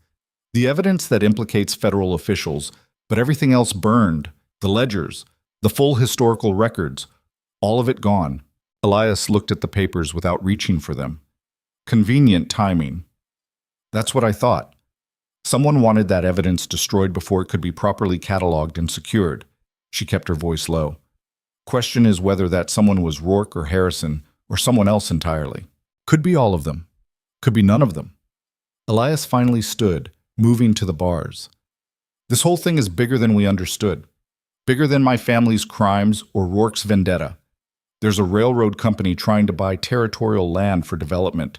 Politicians in Washington who need the current power structure dismantled so they can install their own people. Banks that hold mortgages on half the county and would love an excuse to foreclose. How do you know all this? Because my father played the same game, used the same tactics. He was just smaller scale. Elias's expression was bleak. I thought I could manage the transition. Take what he built and make it legitimate. But you can't make blood money clean. It just spreads the stain further. You could have told me this before we got married. Would you have come if I had? Probably not. Then why are we having this conversation? You should be halfway to the safe house by now, protecting yourself and leaving me to face consequences I deserve. Cordelia folded the documents and tucked them back inside her corset. Because I'm tired of everyone treating me like I'm something fragile that needs protecting. Sarah Whitmore tried to be the hero, and it got her killed. But she made the mistake of working alone, trusting no one, thinking she could single-handedly bring down corruption. And you think you can do better? I think I can be smarter about who I trust and what I'm willing to sacrifice. She met his eyes through the bars. Harrison wants these documents to control his investigation. Rourke wants them destroyed to protect himself. You want them to prove your innocence or at least distribute guilt. Everyone wants something, and I'm the only one who has what they want. That makes you powerful. It also makes you a target. I've been a target since I stepped off that stagecoach. At least now I have leverage. She glanced back toward where Cole waited. I'm going to their safe house, going to play the frightened witness who needs protection. And while I'm doing that, I'm going to figure out who actually killed Sarah Whitmore and why everyone is so invested in blaming you. Marcus killed her. Maybe. Or maybe that's what someone wanted you to think. Cordelia pressed her hand against the bars, as close as she could get to touching him. Did you ever actually see proof? Or did Marcus just confess and you accepted it? Elias's expression shifted. He confessed. The night she disappeared.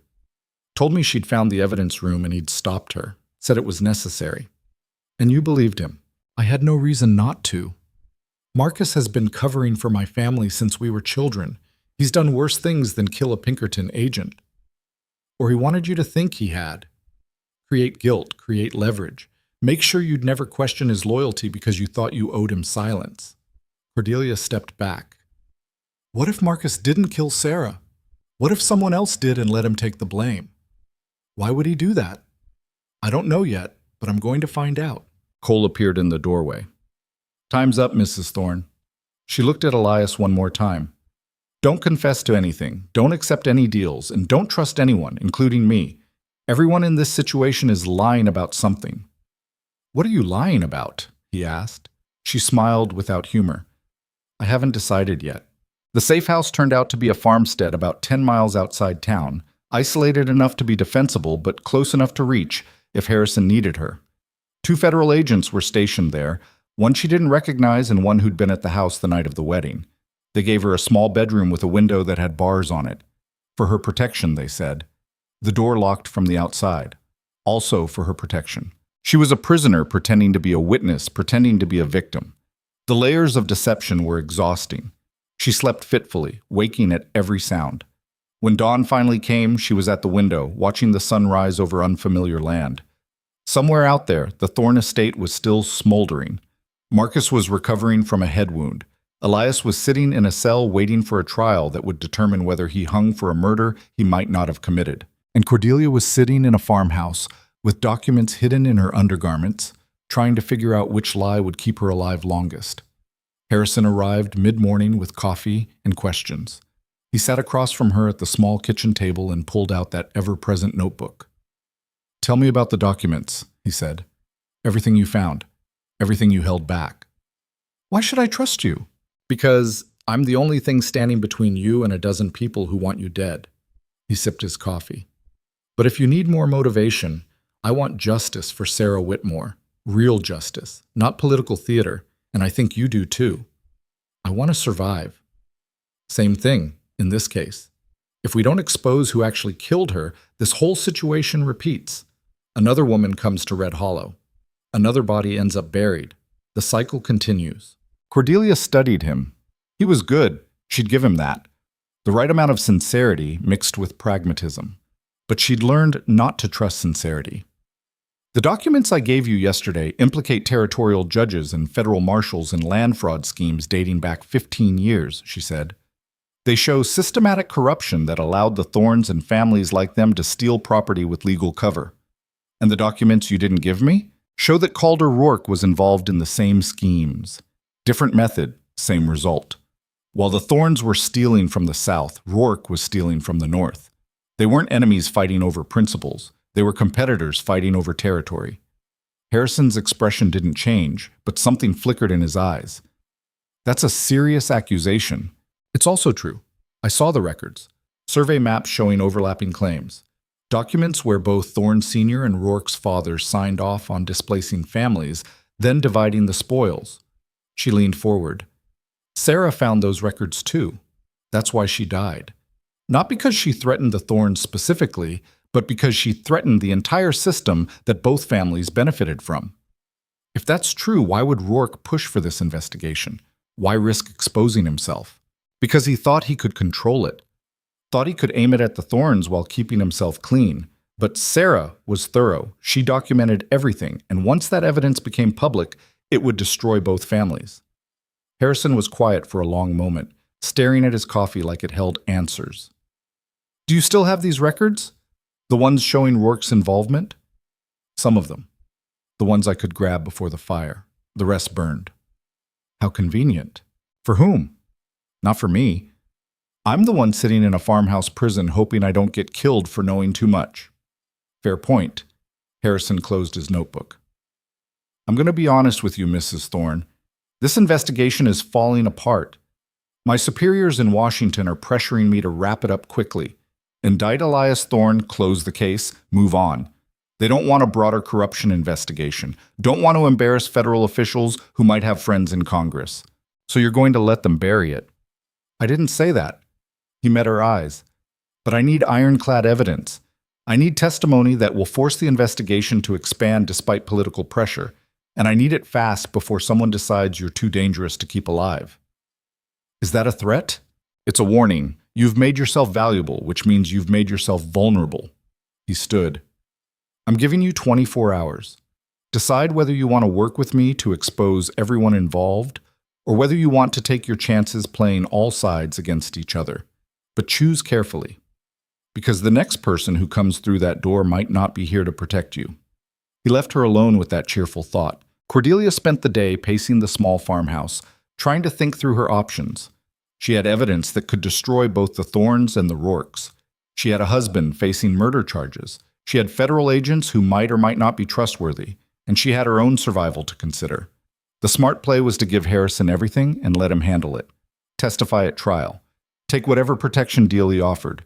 Start over somewhere far from Red Hollow. But the smart play had gotten Sarah Whitmore killed. Evening was falling when she heard horses approaching.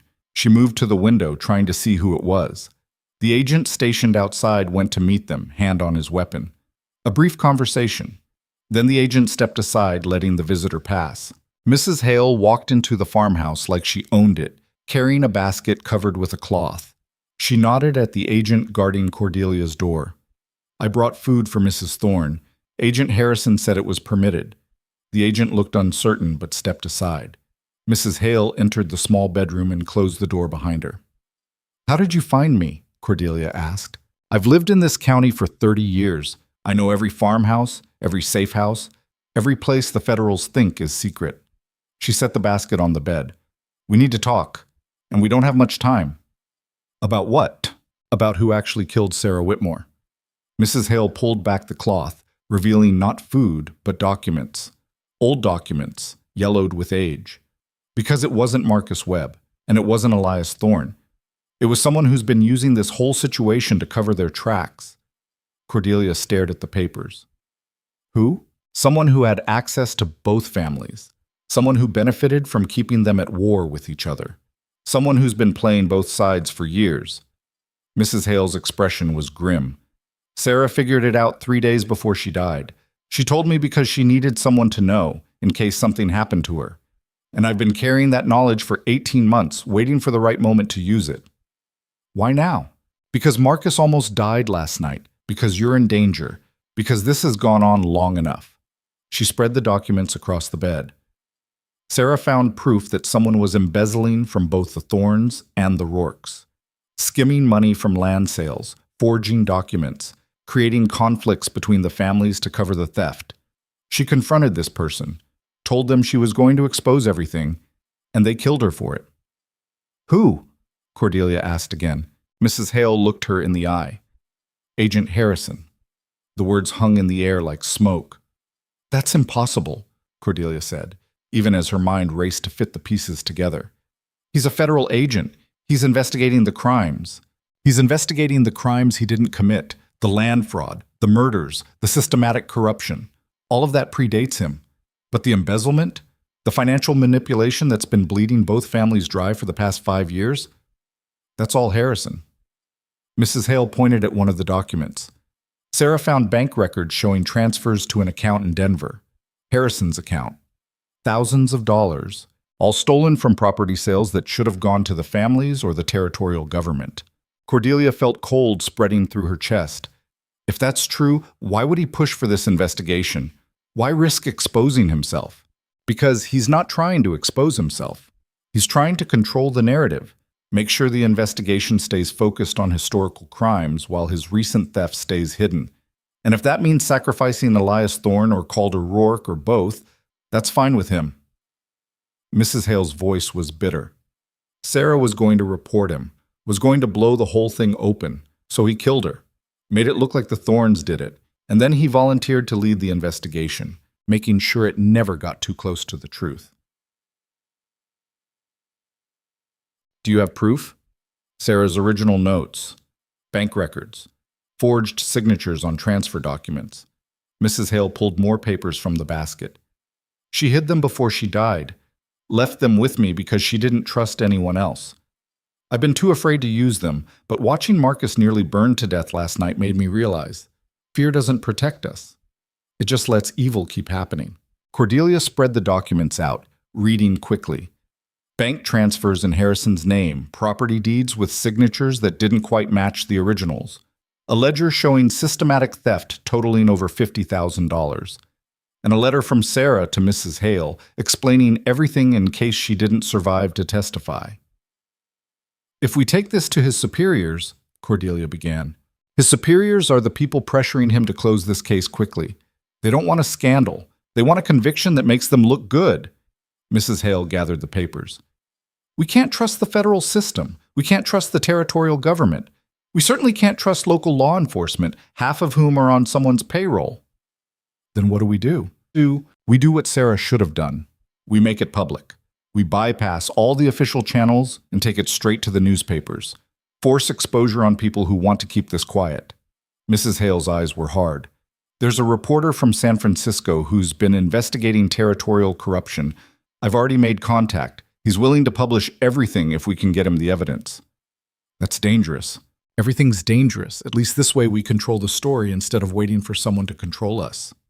Cordelia looked at the evidence scattered across the bed, looked at Mrs. Hale standing there with determination etched into every line of her face, looked at the door where federal agents who might or might not be protecting her stood guard.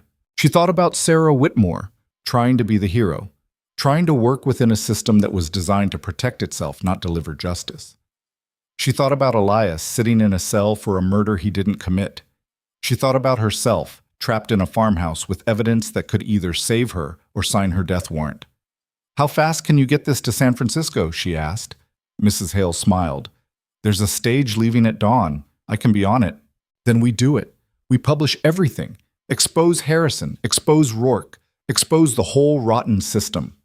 Cordelia started gathering the documents. But we need insurance. We need to make sure that if anything happens to us, the evidence still gets out. Already handled. I made copies. Left them with 3 different people who have instructions to mail them if they don't hear from me by week's end. Mrs. Hale pulled the basket back onto her arm, now empty except for a small package wrapped in cloth. One more thing. This is for you. She handed Cordelia the package. Inside was a small Derringer, 2-shot, with a box of ammunition. I don't know how to use this, Cordelia said. Point it at whatever you want dead and pull the trigger. If you're close enough, you don't need to be a good shot. Mrs. Hale moved toward the door. Harrison's going to figure out what we're doing eventually. When he does, he'll come for you. Don't wait around to explain yourself. Just run. Where? Anywhere that isn't here. Get to a town large enough that federal agents can't operate without witnesses. Telegraph ahead to that reporter in San Francisco. Make enough noise that killing you becomes more trouble than it's worth. That's not much of a plan. It's better than waiting here to die. Mrs. Hale opened the door, checked the hallway, then looked back. Sarah Whitmore was brave and principled and committed to justice, and it got her killed because she trusted the system to work. Don't make the same mistake. Sometimes survival means burning everything down and walking away from the ashes. She left before Cordelia could respond. Cordelia sat on the bed, surrounded by evidence of crimes that extended further than she'd imagined. The Derringer felt heavy in her hand. 2 shots. 2 chances to defend herself against people who wanted her silent. She thought about Harrison sitting across from her this morning, playing the role of dedicated investigator while hiding his own guilt. How many times had he interviewed her? How many opportunities had he had to kill her quietly and make it look like an accident? He'd been waiting, watching, trying to figure out what she knew and how much danger she represented. Now he'd know. Once that evidence hit the newspapers, once Sarah's notes became public record, Harrison would have nothing left to lose. And men with nothing to lose were the most dangerous kind. She loaded the Derringer with hands that barely shook. Then she hid it in her skirt pocket and lay down on the bed, fully dressed, waiting for whatever came next. It came at midnight. She heard the guard outside her door fall.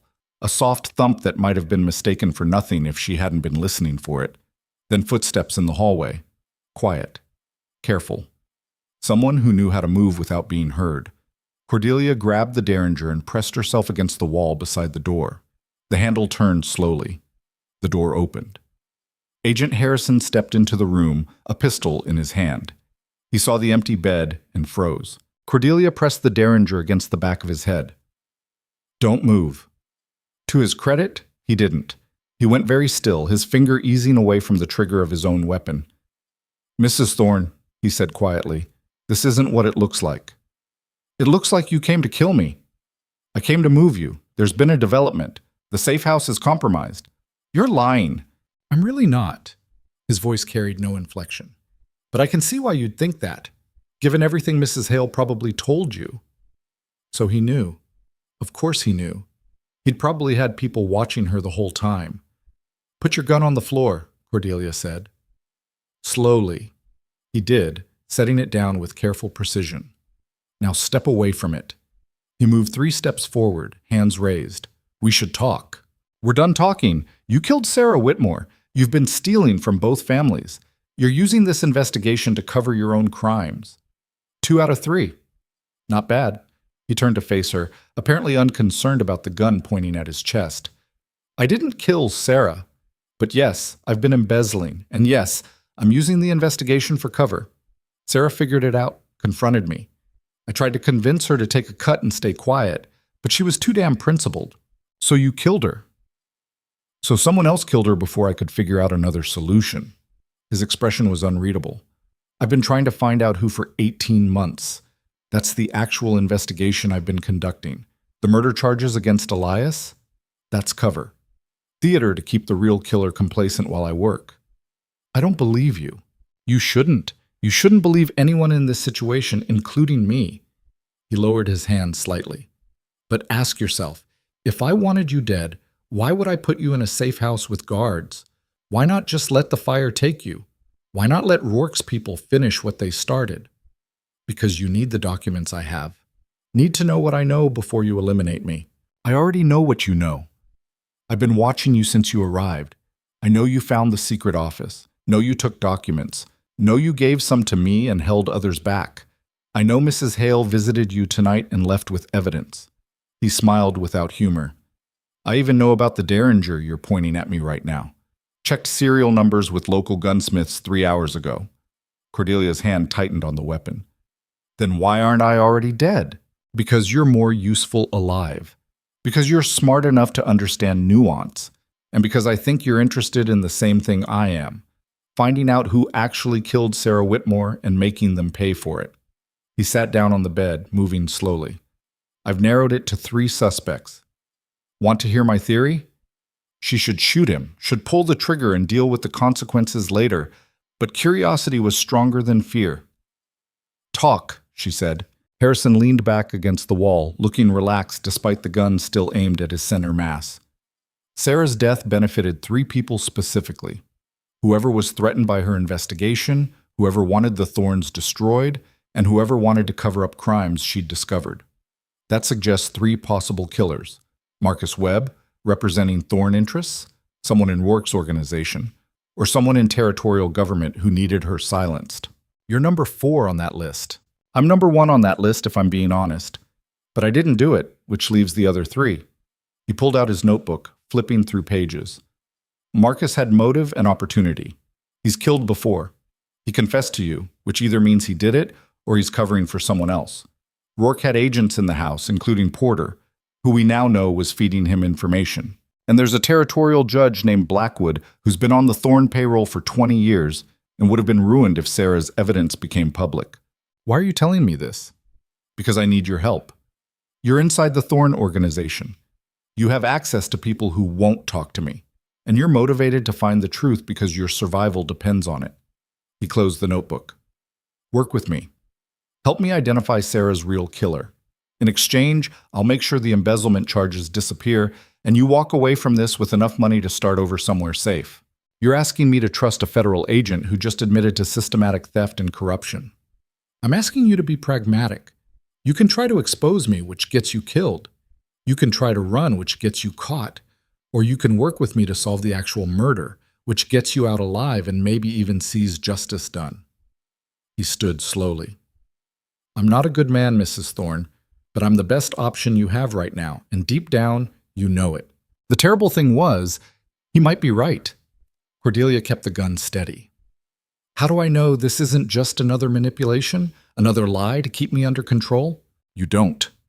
Harrison picked up his own weapon from the floor, moving slowly enough that she could stop him if she wanted. He holstered it without pointing it at her. "But consider this. If I wanted you controlled, I'd have made you disappear the moment you became inconvenient. Instead, I've kept you alive, kept you protected, and now I'm offering you a partnership. That should tell you something." "It tells me you still need something from me." "Of course I do. I need access to the people who won't talk to federal agents. I need someone who can move through both the Thorne and Rourke camps without raising suspicion." He moved toward the door. "And I need someone smart enough to see the patterns I'm missing. Sarah was that person. Now she's dead. You're the replacement, whether you like it or not." "I'm not Sarah." "No, you're not. She was an idealist. You're a survivor. That makes you more useful." He paused at the threshold. "We leave at dawn, pack light, and keep that Derringer loaded. Where we're going, you'll need it." "Where are we going?" "To talk to the one person who knows everything about what happened the night Sarah died. The person Marcus was protecting when he confessed." Harrison's expression darkened. "We're going to see Elias Thorne's brother." "Elias doesn't have a brother. He said he was the last one." "He said what he needed you to believe, but Daniel Thorne is very much alive, and he's been hiding in the mountains for 18 months, ever since the night Sarah Whitmore disappeared." Harrison left her standing there with more questions than answers.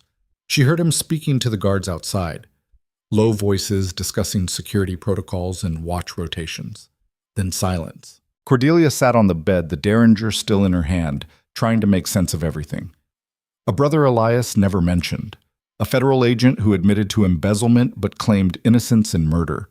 Mrs. Hale rushing evidence to San Francisco while telling her to run.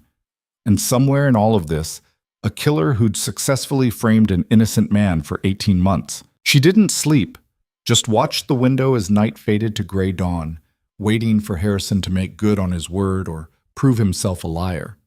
He arrived as the sun broke over the eastern ridge, driving a wagon that had seen better decades.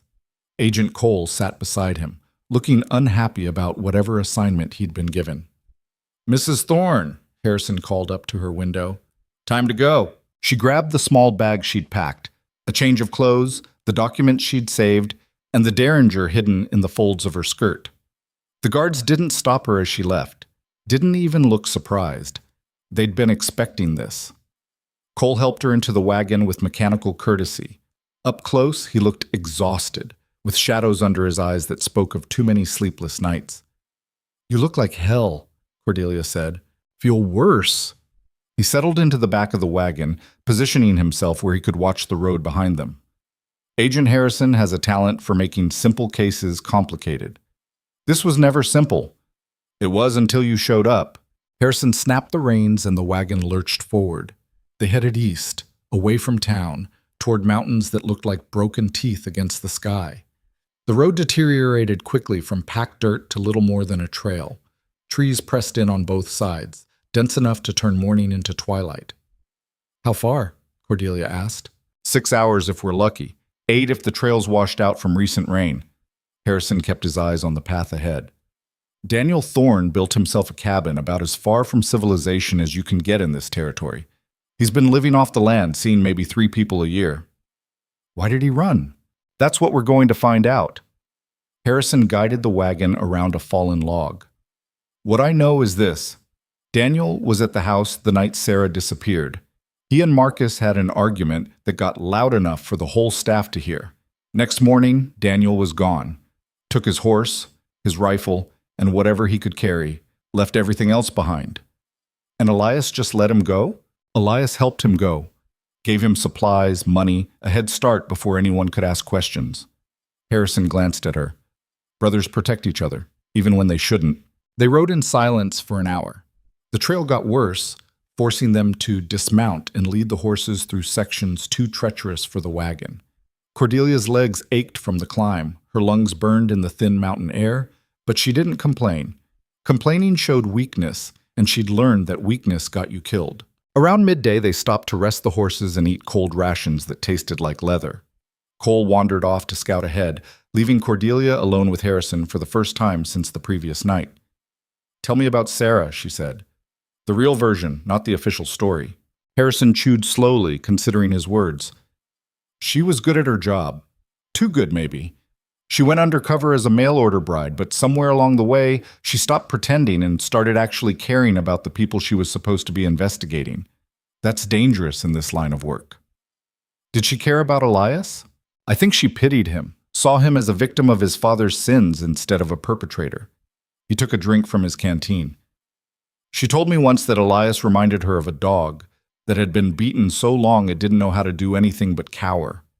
She wanted to save him. But you didn't." "I wanted to use him. Build a case that would bring down the whole territorial corruption network.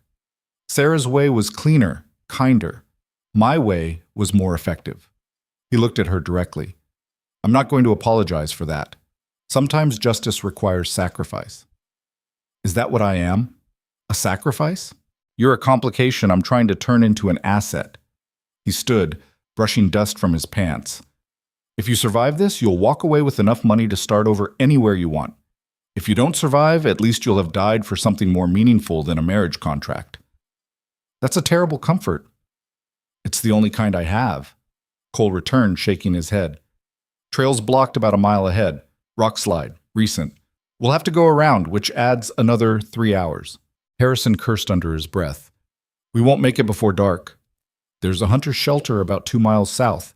We could camp there, resume at first light." "No choice then." Harrison began repacking their supplies. "Let's move. I don't want to be on this trail after sunset." They reached the shelter as the last light was fading. It was barely a structure, 3 walls of stacked stone and a roof of branches that probably leaked. But it was shelter, and it had a fire pit that someone had used recently. "Someone's been here," Cole said, examining the ashes. "Within the last week." "Daniel?" Cordelia asked. "Or hunters? Or someone tracking us?"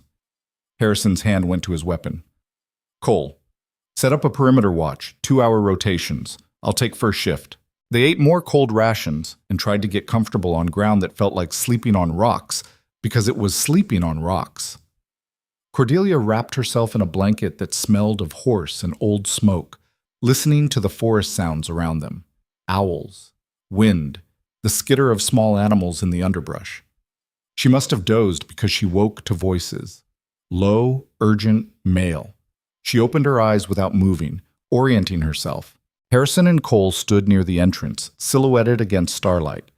They were arguing about something, keeping their voices down but not down enough. "Can't trust her," Cole was saying. "She's been playing all sides since she got here. How do we know she's not working with Rourke? We don't, but we need her." Harrison's tone allowed no argument. "Daniel won't talk to federal agents. He won't talk to anyone connected to his family. But he might talk to his brother's wife, especially if she comes asking the right questions. And if she tells him we're investigating Elias, if she warns him, then we learn something useful about where his loyalties lie." Harrison shifted, looking back toward where Cordelia pretended to sleep. "She's smarter than both of us combined, Cole. Stop underestimating her." They fell silent. Cordelia waited 5 minutes, then 10, before opening her eyes again. Cole had moved off to take his watch rotation. Harrison sat near the fire, cleaning his pistol with methodical precision. "You can stop pretending," he said without looking at her. "I know you're awake." She sat up, the blanket falling away. "Does Cole always question your decisions?" "Only the questionable ones." Harrison held his pistol up to the firelight, checking the cylinder. "He's not wrong to distrust you. You haven't given anyone reason to trust you. Neither have you." "Fair point."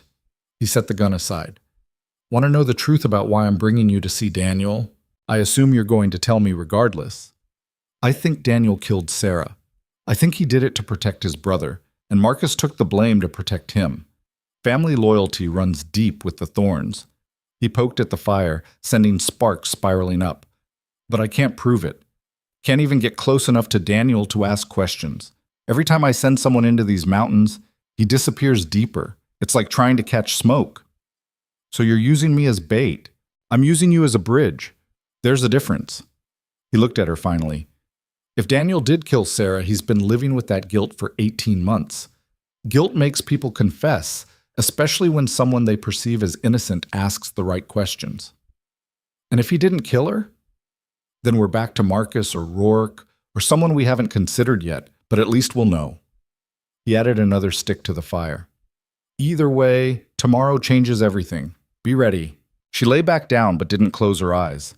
Above her, through the gaps in the makeshift roof, stars wheeled across a sky so clear it hurt to look at. She thought about Daniel Thorne, hiding in these mountains, carrying secrets that might destroy what was left of his family. She thought about Elias, sitting in a cell, protecting a brother who might be a murderer. She thought about herself, caught between people who all wanted something she wasn't sure she could give. Somewhere in the darkness, an animal screamed, something dying or something hunting. In these mountains, it was hard to tell the difference. Dawn came cold and gray. They broke camp quickly, eating nothing, speaking less. The trail improved slightly as they climbed, switching back on itself like a snake. By mid-morning, Cordelia's legs were trembling from exhaustion. "How much farther?" she asked. Harrison pointed to a ridge about a mile above them. "Just beyond that, if he's home. And if he's not, then we wait. He always comes back eventually." They crested the ridge and the cabin came into view. It was larger than she'd expected, a proper log structure with a stone chimney and windows that had actual glass. Smoke rose from the chimney in a thin line. "He's here," Cole said. "Want me to announce us?" "No. We go in quiet. If he runs, we'll never catch him." Harrison dismounted, gesturing for Cordelia to do the same. "You go first. Knock on the door. Tell him you're Elias's wife and you need to talk. Don't mention us until he lets you inside." "What if he doesn't let me inside?" "Then we find out how loyal he really is to his brother." Harrison pulled his rifle from the saddle scabbard. "But I don't think that'll be a problem. Curiosity alone will make him open that door." Cordelia approached the cabin with her heart hammering so hard she could feel it in her throat. Up close, she could see signs of habitation, firewood stacked neatly, a water barrel catching runoff from the roof, animal pelts stretched on frames to dry. This wasn't a hermit barely surviving. This was someone who'd built a life. She knocked. 3 times, firm and clear. Silence. Then movement inside. Footsteps approaching. The door opened 6 inches. A man's face appeared in the gap, younger than Elias, maybe 30, with the same dark eyes and strong features. But where Elias carried the weight of inherited guilt, this man looked haunted by something more immediate. "Who are you?" His voice was rough from disuse. "Cordelia Vance. I married your brother 3 days ago." She kept her hands visible, non-threatening. "I need to talk to you about Sarah Whitmore." His expression flickered. "I don't know anyone by that name." "Yes, you do. She was your brother's fiancée. She disappeared 18 months ago, and you left the same night she died. You should go." He started to close the door. "Federal agents are in the woods behind me," Cordelia said quickly. "They're going to arrest you for her murder unless you talk to me first. I'm trying to help you." The door stopped moving. Daniel Thorne stared at her through the gap, weighing truth against deception. Then he opened it wider. "Come in, but just you. Anyone else tries to follow, I put a bullet through the door." Cordelia glanced back toward where Harrison and Cole waited. Harrison gave a slight nod.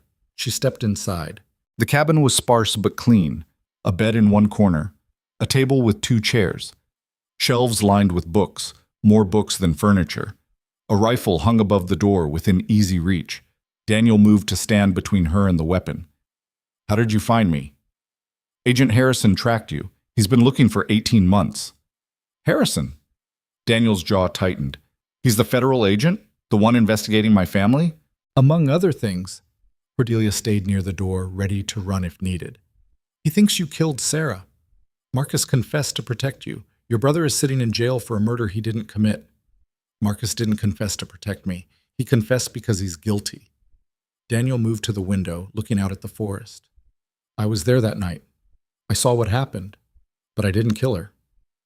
"Then tell me who did." He was quiet for a long moment. "You married Elias. That makes you family, I suppose. Family deserves truth, even when truth destroys things." "I'm not interested in destroying anything.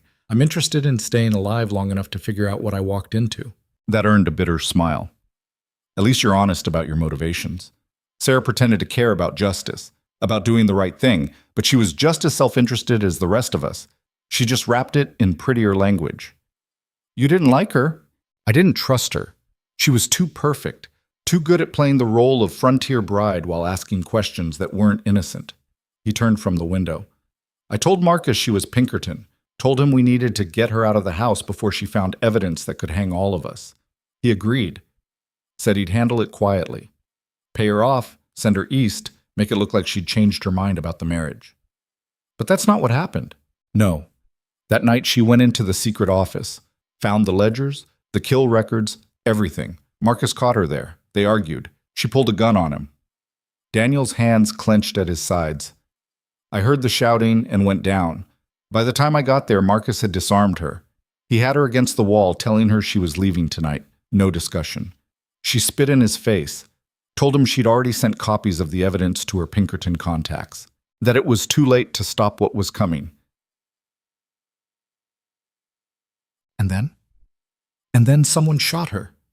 He met Cordelia's eyes. Not Marcus, not me. Someone else was in that passage, someone we didn't know was there. The shot came from the shadows near the entrance. She went down hard, bleeding from the chest. Marcus and I both drew our weapons, but whoever fired was already gone. Cordelia felt cold spreading through her chest. Who else knew about the passage? Anyone who'd lived in that house long enough. Mrs. Hale, the senior staff, Elias, obviously, my father before he died. Daniel moved closer. We carried Sarah's body upstairs, tried to save her, but the bullet had hit something vital. She died in less than 10 minutes. Marcus wanted to report it, said we should claim self-defense, that she'd pulled a weapon first. But I knew how it would look. Pinkerton agent dead in our house, shot with one of our guns, her investigation about to expose everything. We'd all hang. So you buried her? Marcus buried her. I wanted to turn myself in, confess to the shooting even though I didn't do it. But he told me to run, said he'd take responsibility, said with his record, his reputation as the family enforcer, people would believe it. Daniel's voice cracked slightly. I've been up here 18 months, knowing my brother's covering for a murder neither of us committed, knowing there's a killer in that house who's been walking free while Elias sits in jail. Cordelia moved to the table, needing to sit. Her legs were shaking. If you don't know who shot her, how do you know they're still in the house? Because Marcus told me. 3 months ago, he came up here. First time I'd seen him since that night. He looked terrible. Said the real killer had made contact with him. Told him to keep quiet or Elias would die too.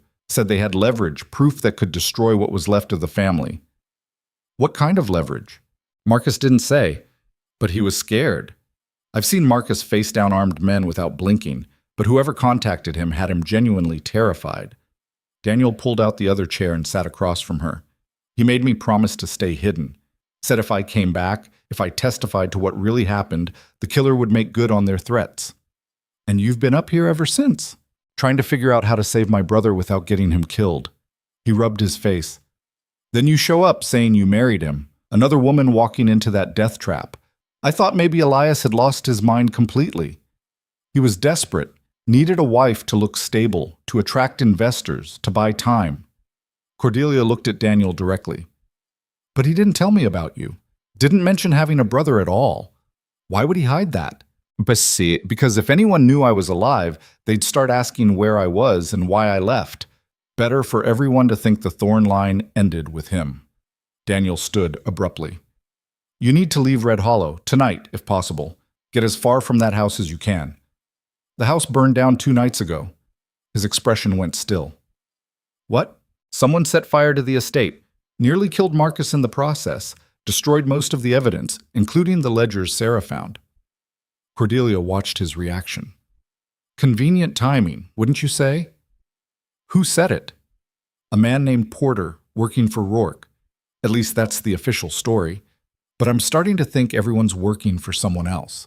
The lines between sides are blurred to the point of meaninglessness. Daniel moved to the rifle above the door, taking it down and checking it was loaded. If the house burned, then the killer knows their leverage is gone. That makes them unpredictable, dangerous. hence the federal agents outside. They're not here to protect you. They're here to arrest me. He positioned himself by the window again, watching the tree line. How many? 2. Agent Harrison and Agent Cole. They think if I talk to you, you'll confess. Harrison. Daniel said the name like a curse.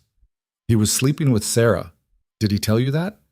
Cordelia felt the world shift slightly. No, he didn't mention that. They were lovers before she came to Red Hollow. He recruited her for the undercover assignment, sent her into our house, and continued their relationship in secret whenever he was in town. Daniel's voice was hard. She was supposed to report to him weekly, feed him information about our operations. But somewhere along the way, their relationship soured. I don't know the details, but Marcus said he saw them arguing in town about 3 weeks before she died. Heard Harrison threaten her. Threaten her how? Said if she didn't finish the job and get him the evidence he needed, he'd make sure everyone knew she was Pinkerton, blow her cover, and destroy her career. Daniel turned from the window. Harrison needed a conviction to advance his career, needed something big that would get him noticed in Washington. Sarah was his ticket, and when she started having second thoughts about destroying people she'd come to care about, he reminded her what was at stake. Cordelia's mind raced. Harrison had admitted to embezzlement but denied murder. But if he'd been sleeping with Sarah, if their relationship had gone bad, if she'd become a liability instead of an asset, the cabin door exploded inward. Harrison stood there with his rifle raised, Cole behind him with his pistol drawn, both weapons pointed at Daniel. Step away from the window, Harrison said calmly. Hands where I can see them. Daniel didn't move. She knows about you and Sarah, knows you were using her. How long before she figures out you killed her when she wouldn't play along anymore? I didn't kill her. Then who did? That's what I'm trying to find out, same as you. Harrison's rifle didn't waver. Now drop your weapon and come outside. You're under arrest for fleeing the scene of a crime and obstruction of a federal investigation. I'm not going anywhere with you. Daniel's hand tightened on his rifle. You want me dead? Same as whoever actually pulled that trigger. Convenient to tie up loose ends and call it justice. This doesn't have to end badly, Harrison said. Come peacefully. Testify to what you saw. Help me build a case against the real killer. Do that, and I'll make sure you walk away from this. Your promises aren't worth the breath you waste making them. The tension in the room was thick enough to cut. Cordelia stood frozen between them, hand moving unconsciously toward the derringer hidden in her skirt. Then Cole shifted slightly, and she saw something in his expression. Not the exhaustion she'd seen earlier. Something else. Something that looked almost like anticipation. Harrison, she said quietly, put the gun down. Mrs. Thorne, step away from him. It's not Daniel you should be worried about. She looked at Cole. It's your partner. Cole's expression didn't change, but his pistol shifted fractionally, away from Daniel, toward Harrison. Cordelia, what are you... Harrison began. Cole was in the house the night of the wedding, she said, words coming faster now as pieces clicked into place. I saw him in the hallway, assumed he was investigating with you, but you didn't arrive until after Elias was arrested. Cole was already there, already in position. I came early to secure the scene, Cole said. His voice was too calm. Standard procedure. You came early to make sure certain evidence was found and other evidence wasn't. You were the one who guided Rourke's people to Sarah's body. You told them exactly where to dig because you're the one who helped bury her there. Cordelia took a step back. Harrison thought you were following his orders, but you've been working for someone else this whole time. Cole smiled. It was a terrible thing to see. Took you long enough? He shot Harrison. The sound was deafening in the small cabin. Harrison went down hard, clutching his shoulder, his rifle clattering across the floor. Cole's pistol swung toward Daniel, but Daniel was already moving, diving behind the table as a second shot splintered wood where his head had been. Cordelia pulled the derringer, hands shaking so badly she almost dropped it. Don't move. Don't. Cole looked at her, at the small two-shot weapon she held, like it might explode in her hand. You gonna shoot me with that? You ever even fired a gun before? First time for everything. She kept the derringer trained on his chest, knowing she had 2 bullets and needed to make them count if this went bad. Here's what's going to happen, Cole said, his own weapon still pointed at where Daniel had taken cover. I'm going to kill Daniel. Then I'm going to kill Harrison. Then I'm going to make it look like they killed each other and you barely escaped. Tragic shootout in the mountains. Federal investigation ends with both primary suspects dead. Case closed. Who are you working for? Cordelia asked, stalling. Does it matter? He glanced at Harrison, who was trying to apply pressure to his shoulder wound with one hand while reaching for his fallen rifle with the other. Don't bother, Harrison. You're bleeding out. Be dead in 20 minutes if you're lucky. Blackwood, Harrison gasped.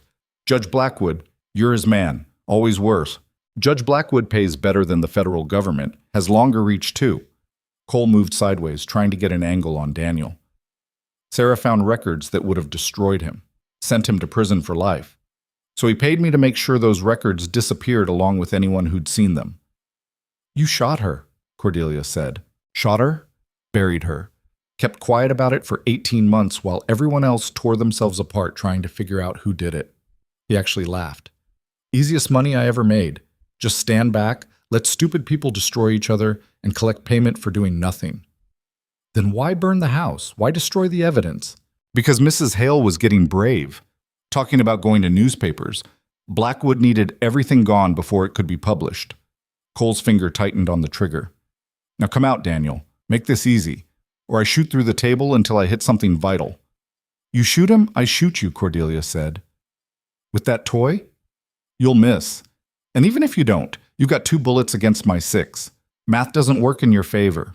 He was right. She knew he was right, but she kept the derringer raised anyway. Daniel made the decision for all of them. He came up from behind the table with his rifle already shouldered. The shot took Cole in the chest before he could pivot. Cole's return fire went wild, punching through the cabin wall. He stumbled backward, surprise written across his face, and collapsed against the doorframe. Should have taken the math seriously, Daniel said, working the lever to chamber another round. Cole tried to raise his pistol. Daniel shot him again. This time, he stayed down. Cordelia stood there, the derringer still pointed at a dead man, her ears ringing from the gunshots. The cabin smelled like blood and gunpowder. Harrison was making wet, pained sounds as he tried to keep pressure on his wound. Help me, he gasped. Need to stop the bleeding. Daniel moved to him, ripping Harrison's jacket open to examine the wound. Bullet went through. Missed the artery, but you're still losing blood fast. Bandages in my saddlebag. Harrison's face was gray. Cole. Need to check Cole. Make sure he's dead, Cordelia said. She was surprised how steady her voice was. Very dead. She approached Cole's body anyway, kicking his pistol away before checking for a pulse she knew she wouldn't find. 2 shots to the chest from a hunting rifle at close range. Nobody survived that. She searched his pockets, finding a wallet with false identification papers, a money clip thick with cash, and a folded letter sealed with wax. She broke the seal and read it quickly. The letter was from Judge Blackwood, instructions to eliminate anyone with knowledge of his involvement in territorial land fraud. Sarah Whitmore, specifically named, Marcus Webb and Daniel Thorne, if they proved troublesome, and vague references to the federal investigator if Harrison became a liability. She handed it to Daniel, who read it while keeping pressure on Harrison's shoulder. This is signed, dated, specific enough to convict. Won't matter if we all die up here, Harrison said through clenched teeth. Need to get down the mountain, need medical attention. You need a surgeon, which is hours away, even if we ride hard. Daniel looked at Cordelia. Can you drive a wagon?